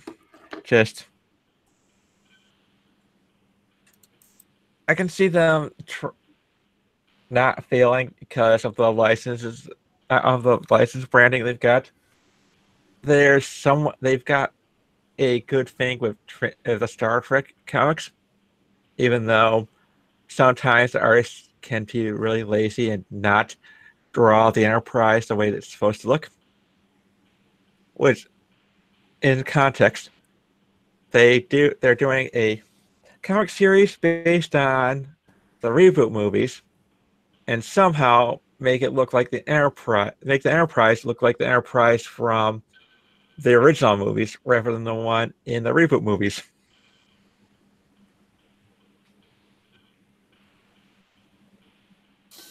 Well, I suppose that's because the Enterprise from the reboot movies is now pretty much the established canonical version that they'll be running with. So it's pretty much, it looks like anybody from Apple App Store vomited all over the Enterprise. Well, what I'm talking about is the exterior design of the ship. It looks like the Enterprise. That was actually pretty good. It looks like the reboot, but the interior looks like the show. No, the exterior looks like the original movies. The interior looks like the reboot movies. Yeah, it's the interior that I have a problem with. Yep. Call me crazy, call me old-fashioned, but I don't like the whole idea of eye track. Unfortunately, it's all based on the agreement that Paramount and CBS has, where Yeah, well, they paid a lot it for cannot that for look the eye track like look. Star Trek. Yep. God damn. If it's anything, I wish they went to Nicholas Meyer for his input on how he wants to see the bridge look. Because when he wrote his biography, he talked about how he just wanted to destroy the Enterprise bridge because the circular design was not meant for a feature film shoot. Wait, what are we talking about? Are we talking about the set from the show? Well, from the movies, I'm confused. So what? He hated the set design. yeah. Basically, it wasn't all about how the overall design. It was more about how it was a circle. Because circles, that kind of circular design, made it more difficult to shoot a movie.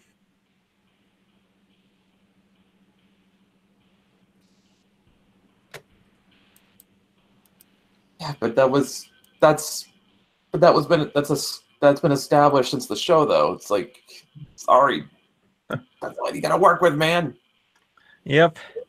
And funny thing is that when the Enterprise was destroyed in Star Trek 3, the original plan wasn't to give them a new Enterprise. The original plan was to give them the Excelsior. Uh-huh. Which I think that if they were to go with the Excelsior, it would have flopped. Because everyone knows that everyone understands that there's the love between Kirk and the Enterprise, because no matter what you might say, any woman that he was with, during that entire time, he would be thinking about the Enterprise.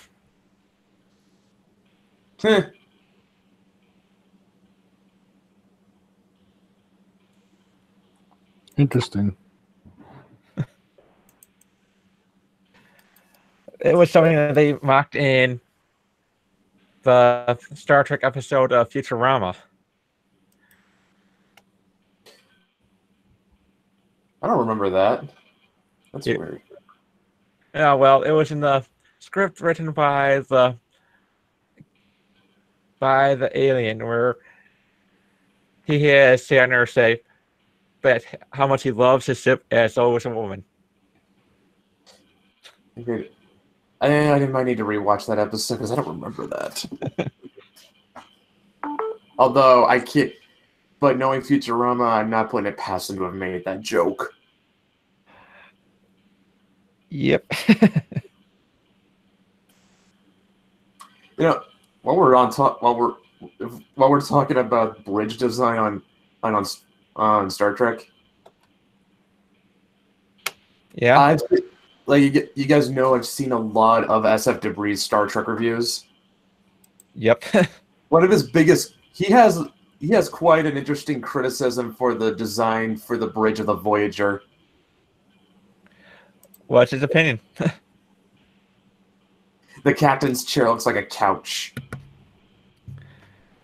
You know, the thing about Star Trek in the 24th century, with the exception of Deep Space Nine, is that it does look more. They all look like couches. You look at the Enterprise D captain's chair. What does it look like? It looks like a couch. Yes. A feature that I'm glad they got rid of for the Enterprise E. Yeah, I mean, the Defiant at least looks like a more practical design at least. Yep.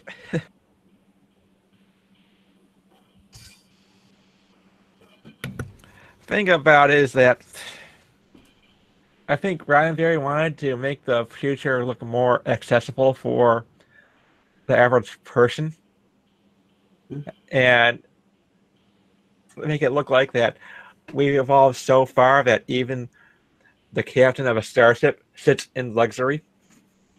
Sipping Earl Grey. Mm-hmm. Or whatever tea Sulu is sipping in Star Trek 6. Actually, funny thing was, like, I was another SF Debris review I watched was his review for All Good Things. And one of his best jokes is like in one part of the episode, I think it's when I can't remember if it's Picard in the present or the past in that episode, but he goes to his replicator to get Earl Grey. Now the setup is like SF Debris is doing his Picard voice saying, "Well, everything's all wrong. Well, at least I still have Earl Grey." He tells the replicator to make him an Earl Grey tea, and the replicator says that beverage is not available, and so he has it cut to black, and he goes, "No!"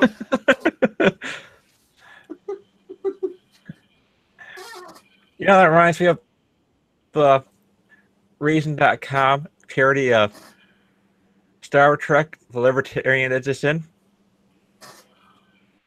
And basically, it's all about what if leftism was, what if a libertarian was living in a leftist version of the Federation, where everything he says he wants on a replicator says access denied, because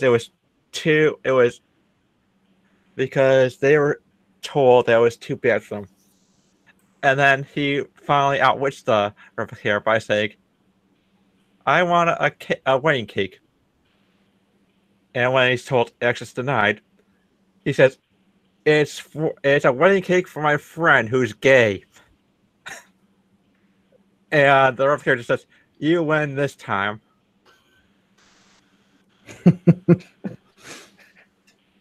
Back when Reason was actually good. Mm-hmm. And even made a gag about how easy it is for the Enterprise. How much a death trap the Enterprise D was. I don't know. I mean, when the Defiance engines were tested, they nearly exploded. Well, the reason they gave was one hit from a torpedo, consoles explode, and some red shirt goes flying across the bridge. Hey, look, Lenore finally showed up in the chat. Hey, Lenny.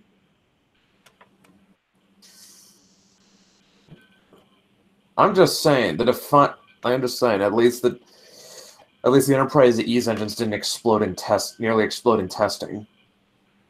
Yeah, but you see, just how every single time they get into some kind of issue, the flagship of the Federation gets Fucked up. pretty much, gets fucked up every time. It's just, this is the flagship, but it's actually pretty fucking weak. Yeah. Which is why the Defiant is the best ship. It can take a punch and hit back even harder. That's because the Defiant is a warship.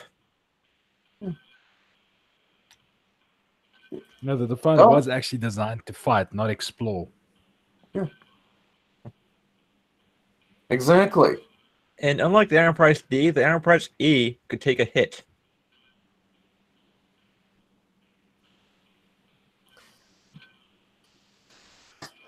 Actually, you go back to SF Debris. You guys know how they had the Defiant in the opening of Contact? Yep. Okay, so joke he had was the reason why Sisko was not in First Contact was that if he had been, the movie never would have gotten past the first act because he would have just destroyed the Borg cube completely. Well, they did do that. It's just that the Borg sphere escaped. And they did fire torpedoes at it, but went through a time portal. You're not getting it. Sisko in that movie, no second or third act. Yeah, but because he would have acted decisively, and the cube would have been destroyed before they launched the fucking sphere. Yeah, but the difference of that is that Picard had insider knowledge. I'm just saying, Picard didn't punch out Q. Yeah, but Picard in the movies was a lot different from Picard in the series.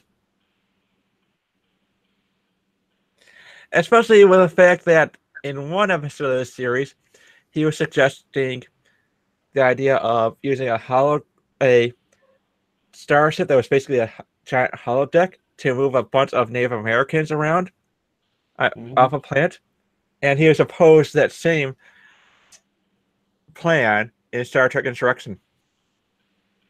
Star Trek Insurrection sucked, though. Yeah, there's a lot of reasons for that, and I can't believe I'm agreeing for Linkara, but one of the biggest issues I have with that movie was all about how naturism good, technology bad. It was a shit movie, but that's where they tried some ham-fisted political commentary there. You want to know something else?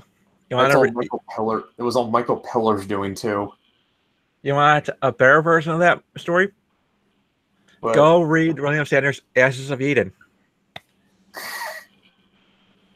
Because that book came out before Insurrection. And despite the fact that it might seem like Kirk makes everything better, it has more of a reason behind the story. Here.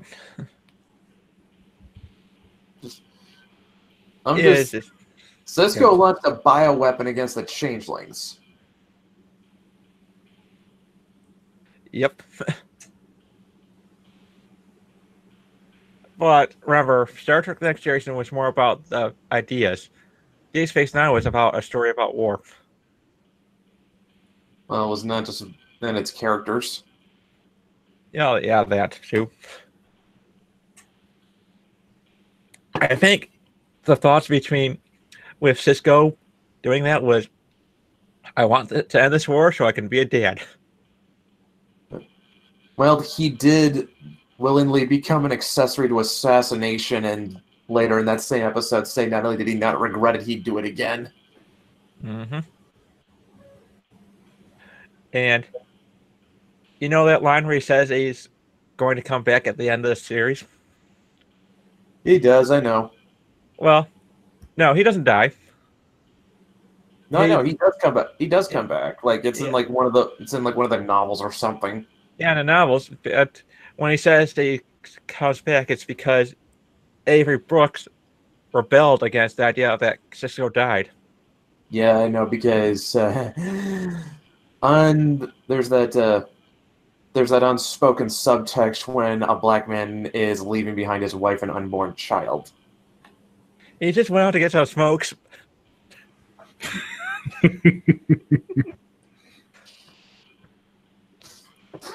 Yeah.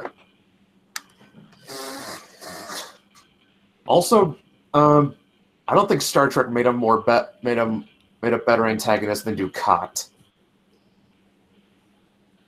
No. He Just was cool. complex. I mean, he was a bad man, don't get me wrong, but he wasn't, like, evil. No, you could see where he had his soft spots. He loved his daughter to a point where her death almost broke him completely. Yeah. The only problem was that they did not kill him off at the end of Waltz, and they should have. Huh. That plot he got involved with the Power Race, that was making him more of a stereotypical villain. Yeah. There were points where it was just the seventh season. The only thing I have to say was anything positive about that were the battle scenes, and I liked Ezri Dex. I think it was. Yes. I was gonna say, like, the finale to the Deep Space Nine, like, it just had a few things. It just had a few things that just really did not work, and it was mainly the stuff involving the prophets and the Power Race. Yeah, because they're inserting religion to a franchise where there is no religion. But that was kind of a thing, though, from the beginning, because the Bajorans worship the prophets. Yeah. But at least starting out, the prophets were more mysterious and alien, so it was more ambiguous as to what they were. What they really should have done was make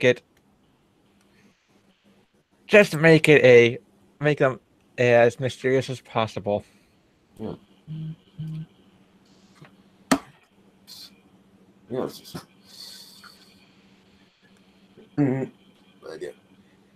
But yeah, like, but yeah, it's just like I said, if that's the biggest failing. That's the biggest failing to the end of Deep Space Nine was just the stuff involving the prophets. Yeah. Everything else was good, really good. To be honest, I do think it would have been better if they had gone the Ezri Dex method of doing Dex, because it would have been interesting seeing a newly joined Trill figuring out her way throughout as the story goes on. As the season went on and she became more confident about what she can do, more trusting of their previous lives. Yeah, they really kind of were not sure what they were doing with Jadzia to start out with. Yep. And I say that as someone who does like Jadzia. Yeah, I'm not going to say she was a bad character. I'm just saying that the writing, her overall story arc was not as well fleshed out. It wasn't as good as it could have been. Yeah. Like, it was all right, but it could have been better. Pretty much. The interplay between Quark and Odo was never bad, though. No, it reminded you of Spock and McCoy. Well, except I think when you got right down to it, Spock and McCoy did like each other. They just they just didn't say it. Yeah. Quark and I wouldn't say Quark and Odo hated each other, but there was like a kind of quiet respect between the two of them. Yeah.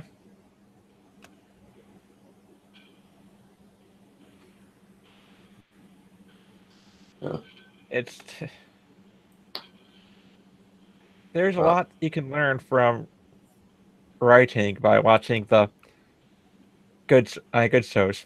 Yeah. In fact, Dick Garrick is like a case study on how you make a really good, morally great character. Oh, yeah. I mean, to be honest, I've even heard some people say he's more of a Cardassian than Dukat is. Yeah, I think I like to think that of the Cardassians as a morally gray race. They certainly come off like them. Yep. They strike me as the kind of race, rather, that would pretty much the end justifies the means. Pretty much.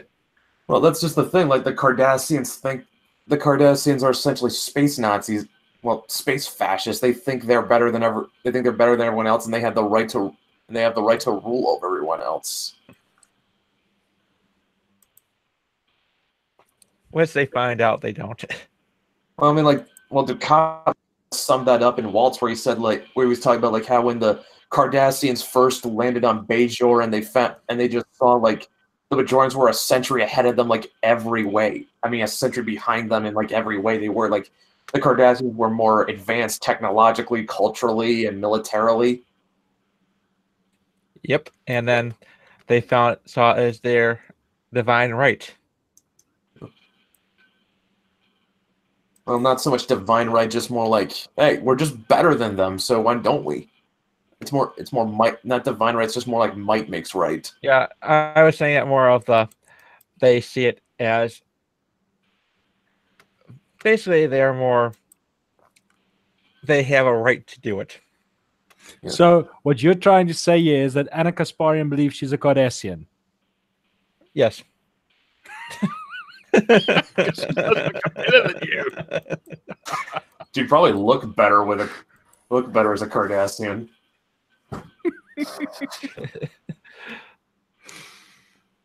Fun times. Yep. Hey, it's almost that time again for you guys. Noon? Yeah. No, I'm talking 3 p.m.? about the run up to the crazy, even though it's never stopped. But it's I think it's going to get very interesting as this year drags on.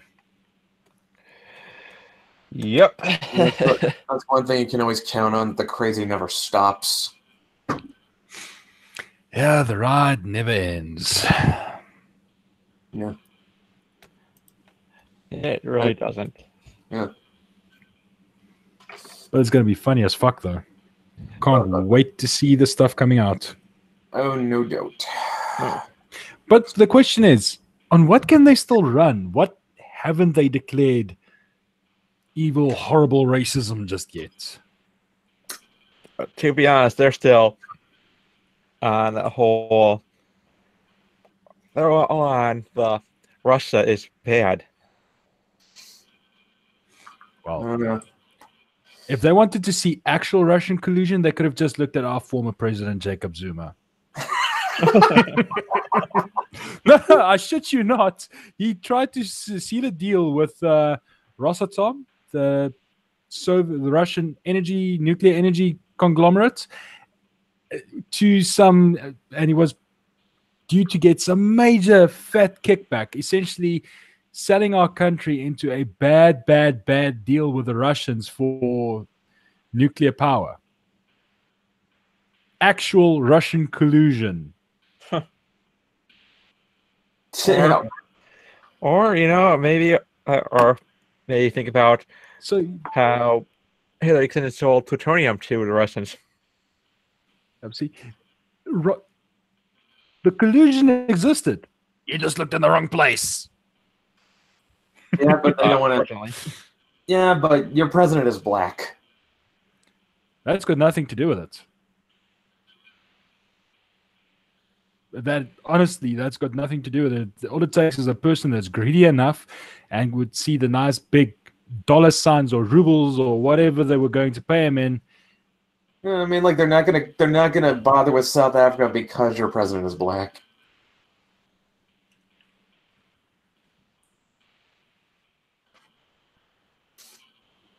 That's true, but still. But honestly, still think it's got nothing to do with it because, let's be honest, the president that pretty much handled the transition, F.W. de Klerk, he had a very nice little kickback and deal that's now been traced back to old George Soros himself. Okay, So, actually, here's something interesting that I learned yesterday. Just kind of on a lark, I decided to look up because I know a lot more countries that have parliaments than have congresses. Mm-hmm. So on a lark, I decided to look up what other countries have congresses, and guess what? Pretty much every country in both North and South America, except one, has a Congress. Guess which one that is? Venezuela. What? Venezuela. Canada. Oh, Canada. Huh. Canada has a parliament. Oh yeah. name Canada. Every other country in both Americas has a Congress. Well, Canada is basically British. Yes. Yeah. Well, British and French. Yeah. But nobody likes to talk about French in that. Yeah. Fuck, even the Philippines has a Congress. Well, it's. No, we have a parliament. A parliament of fools. We have a Congress of old people. Yeah, but if you look at some of the young people that are going in there. And then, like, the way I kind of characterize our Congress, it's like being stuck at the old folks' home with a Vietnam vet and a hippie. Well, a high-functioning Vietnam vet. Because, the common association of Vietnam vet is mental illness, PTSD. Yeah. Well, you get what I mean. That is, but But that's Yeah, but basically what our Congress is, because it's filled to the rafters with boomers. Unfortunately.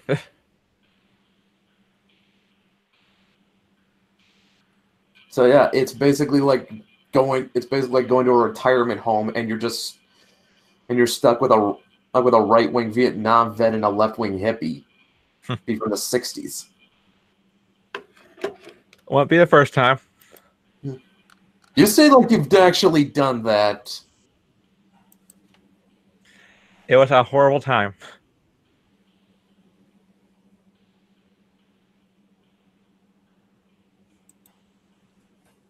You there?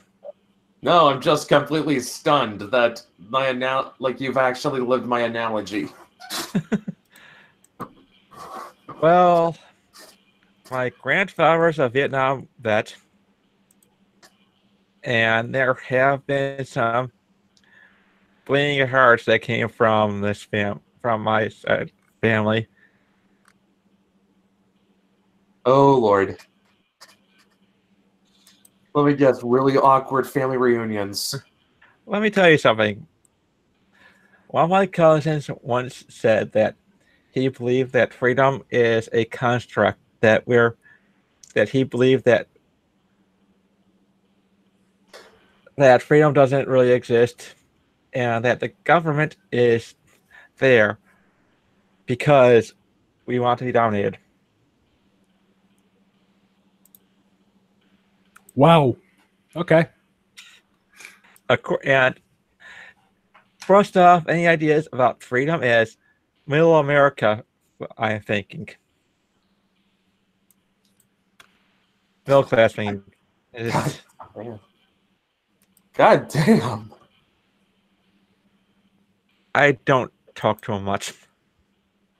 I can't imagine why. That's just like,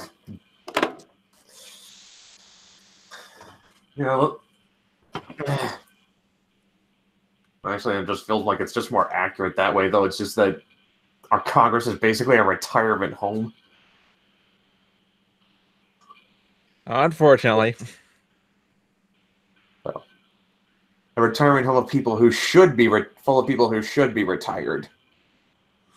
Yeah, as is the majority of your Supreme Court bench. Well, that was because the founding fathers had the idea that that justices could serve for life. Yeah. Well, to be fair, back then, life meant about 4 more years after their career.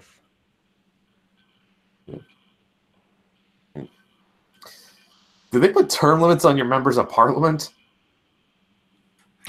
Yes, we actually do have that. The parliament gets, after every election, the entire parliament gets shaken up.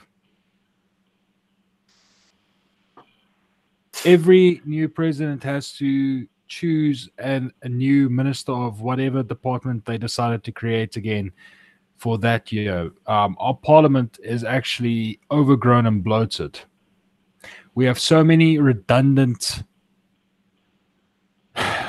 departments, it's not even funny. Certain departments that you would think would be part of each other, to split them purely to get people into parliament to ride the wave and grab as much cash as they can from the taxpayer. The way you make it sounds like becoming a politician is a get-rich scheme in this country. Yeah, so even if we do put term limits on politicians, on Congress, we'll still get it'll be still extremely corrupt. Well, duh. The problem is you got to get rid of all the committees. So what's one of the what? So you would have, we have one for internal affairs and everything, a department for internal affairs. Now, what if I told you that we have a department of traditional councils? So basically, their mandate is to rule over, or at least provide the legislation and laws and everything that govern traditional rulers. So I don't get the it. Tswanas, the Zulus, the Swazis, they all Oh. still have their kings. Oh, sort of like how we handle the native tribes out here.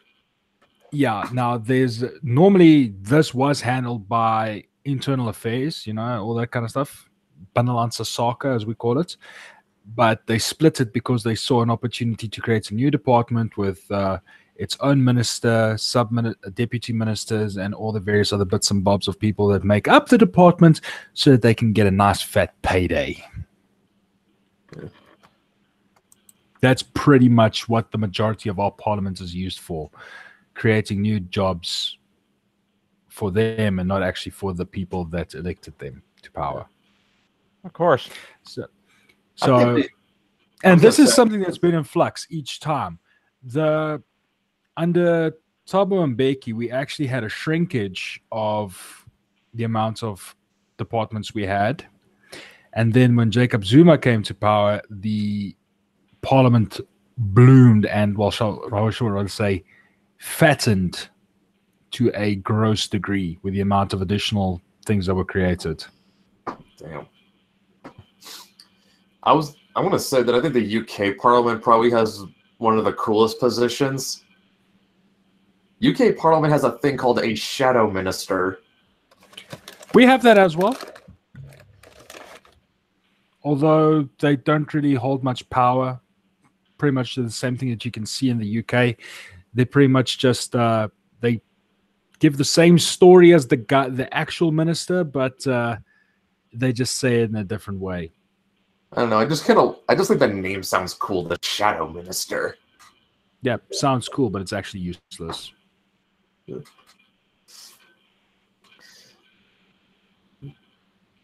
Speaking from experience with our parliament and everything. I bet. Oh yeah, I bet. It's just one. Yeah, no, I get what you're saying. It sounds cool. The shadow minister of internal affairs. That actually sounds very awesome. But I mean, come on. It makes him sound like he's the spy master or something. Exactly. Or the shadow minister of security. I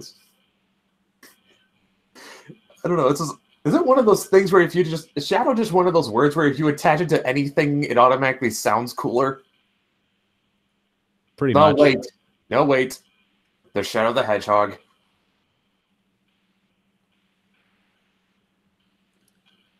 I just remembered that. There's Shadow the Hedgehog. Yeah. Ignore it. That's the one time.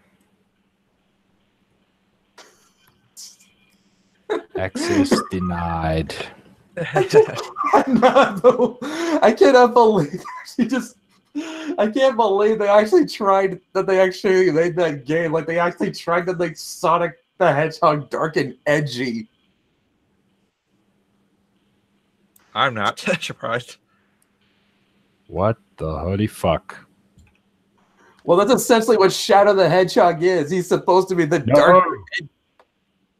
No. You're gonna freak out when you see this shit. Oh god, what?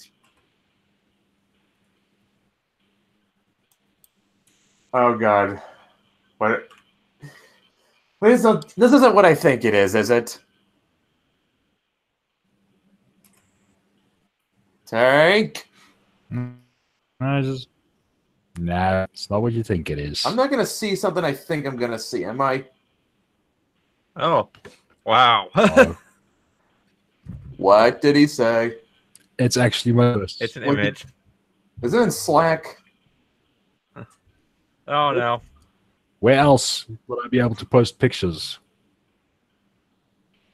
Oh. Exactly. Oh.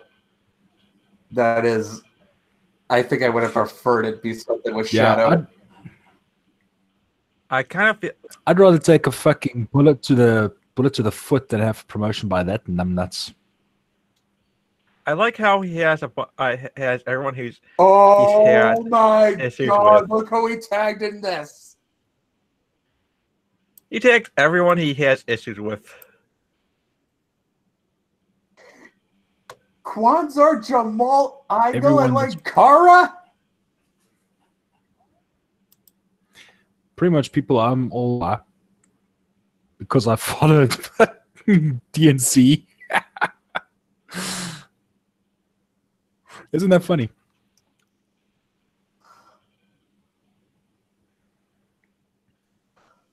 Everybody that probably has him blocked as well. Well, He didn't nobody's tag going to get to me. my name because he misspelled it. Yeah. Yeah, he I know. forgot. He spelled it as Matt Rin. But you want to hear a little interesting story that I found out about that profile picture of his. It's not even a real. It's fake, isn't it? No, it's actually the picture of a convicted killer. What? Yep.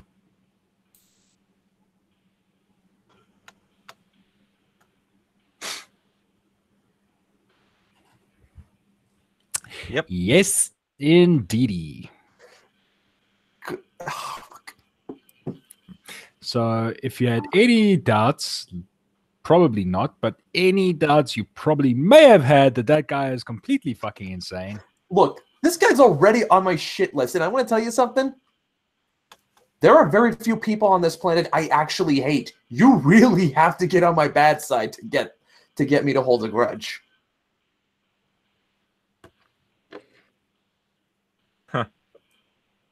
Mhm. So this is just one more thing. It's just like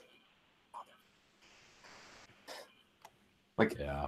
I hate this guy's guts. I want him to get dick cancer. Okay, that's a pretty strong fucking hate right there. Woo! The mother, God damn. this fucker tried bum rushing my publisher. You don't expect me to hold a grudge? Well, Oh well, doesn't matter. yeah. He failed. He Glorious. tried bum rushing my publisher. He took one of my. He completely mischaracterized one of my statements. What? I want that motherfucker's head on a pike. Figuratively speaking. Okay. Woohoo! Figuratively speaking, I want to stress that point. Yeah. Someone, Anyways. I hope nobody clips that. Well, if they clip it, like I said, we can say that we have the disclaimer where I said figuratively. Yeah, but you know, idiots will be idiots.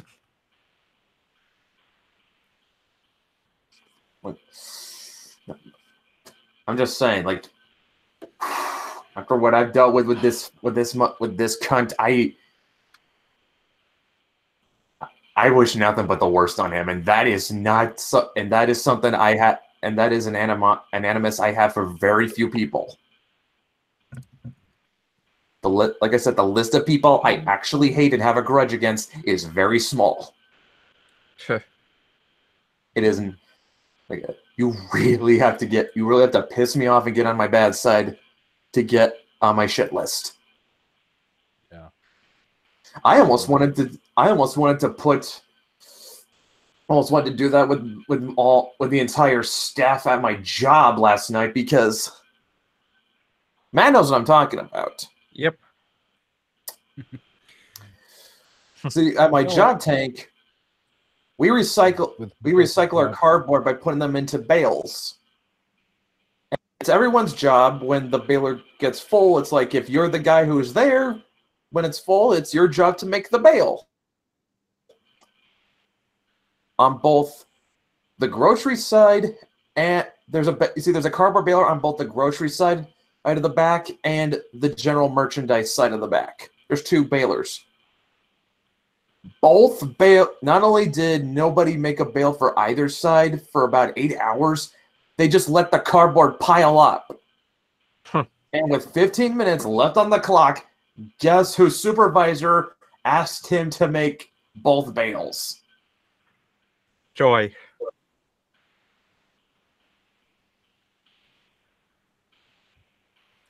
I was so fucking angry. Angron would have told me to chill out. That's no mean feat. I wanted to throw everyone on staff under the bus, but the problem is that is just too many people to hold a grudge against. Pretty much. Well, you can. It's just not going to be healthy. Yeah. Can you say early heart attack and early grave? Yeah, no, it's just like I said, it's just like it's too much work hating a whole group of people for me. Yeah. Which is what. So I just had to walk away angry and decided to just so I could salvage the night and get some ice cream. After what I had to put up with, I fucking had earned that. Well, I told my manager last night that I left a message. I'm gonna leave a message for the guy who called off because this is multiple times that he's called off. Learn to be an adult. But that's hard. Didn't you hear? Well, something based on things that he's told me, I'm pretty sure. And this guy graduated from high school last year. His parents are still telling him what to do. So I have a feeling that he's told by his mother to call off because she wants him to do stuff for her next day.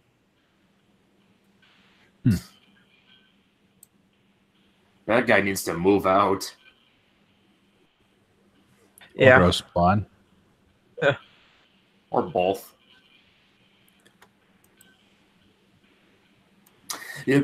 Tank, do you have anything that approaches that from your job or any job you've had? Where to begin? I'm obviously going to leave out the gross shit because nobody wants to hear that in the morning. Oh yeah. How about today? So we have a scheduling department. Their job is to phone the clients and, schedule their vehicles to have tracking units installed. So this guy phones me up and, he's trying to phone one of the other guys. I pick up the call and I tell him, okay, listen, we're busy here. Once we put down the call with you guys, we might take a call from a client or the technicians we're supposed to help out. So we'll get around to whatever it is you asked us to do when we have time. Oh, but I don't fucking care what you have to do. You will do the validations that we asked you to do right fucking there and then.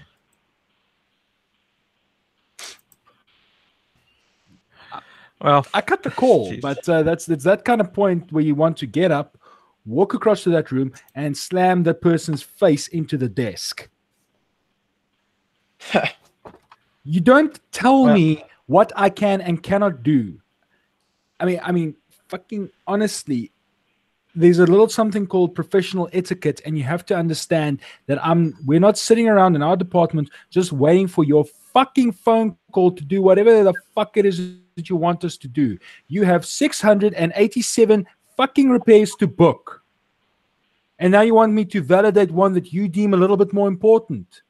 Go find the nearest fucking bridge or just run into the highway that runs right next to the office and go and jump in front of a fucking truck and put me out of your misery. The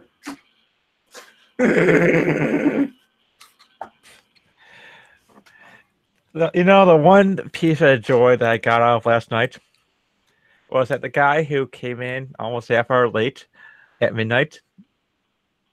Yeah.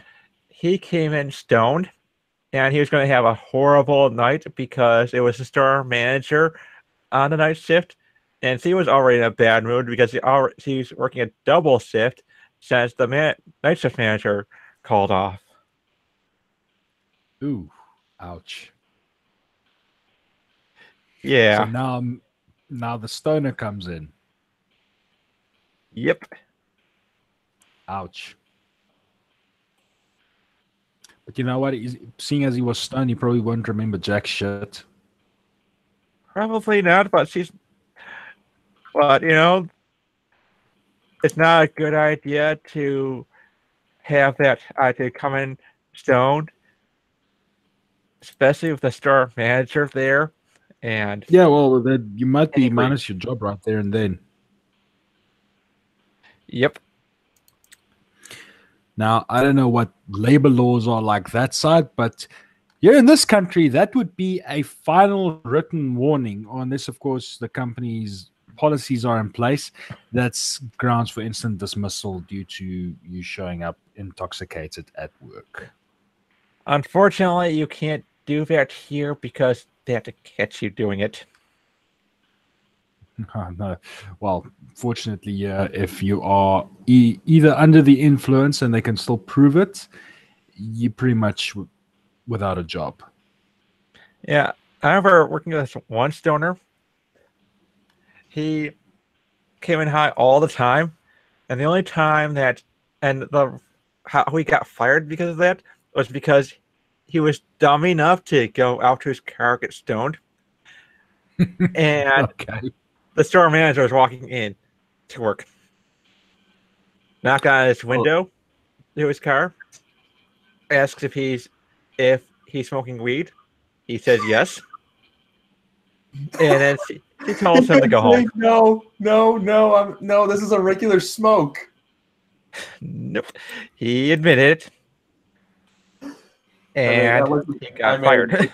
It's not like he could have gotten away with it anyway. I mean, like, all you would have had to do was just smell it, and you would have known. Yeah, I mean, most people know the difference between the smell of weed and nicotine and tobacco. Yep, but I think that's the only reason why she asked. It was because she knows that she couldn't get him fired unless he asked that question. Unless he admits it. Yep. And by admitting it, he just did the dumbest thing possible. Yeah, that's true. But still, it's crazy. Yeah. There was one time. Okay, there was one time. Okay, so like it was like a couple of years ago. For some reason,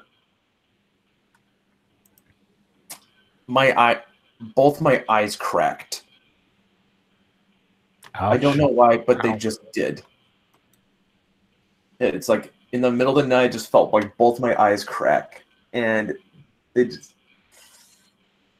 must have gotten like super dried out or something. I don't know how it happened, but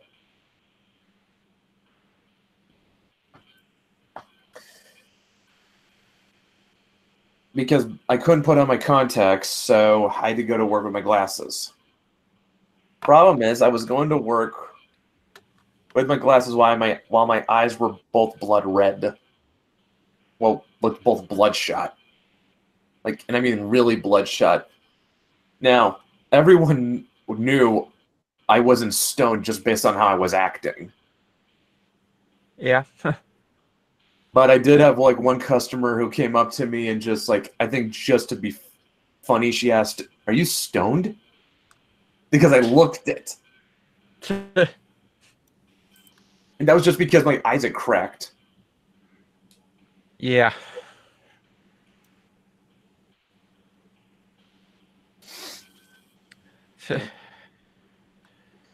Was actually That's unfortunate. Sorry? Yeah. Yeah, the grossest part of that was just having to wake up with gunk in my eyes or something. Yeah, Yeah. that's pretty bad. Well, could be worse. True.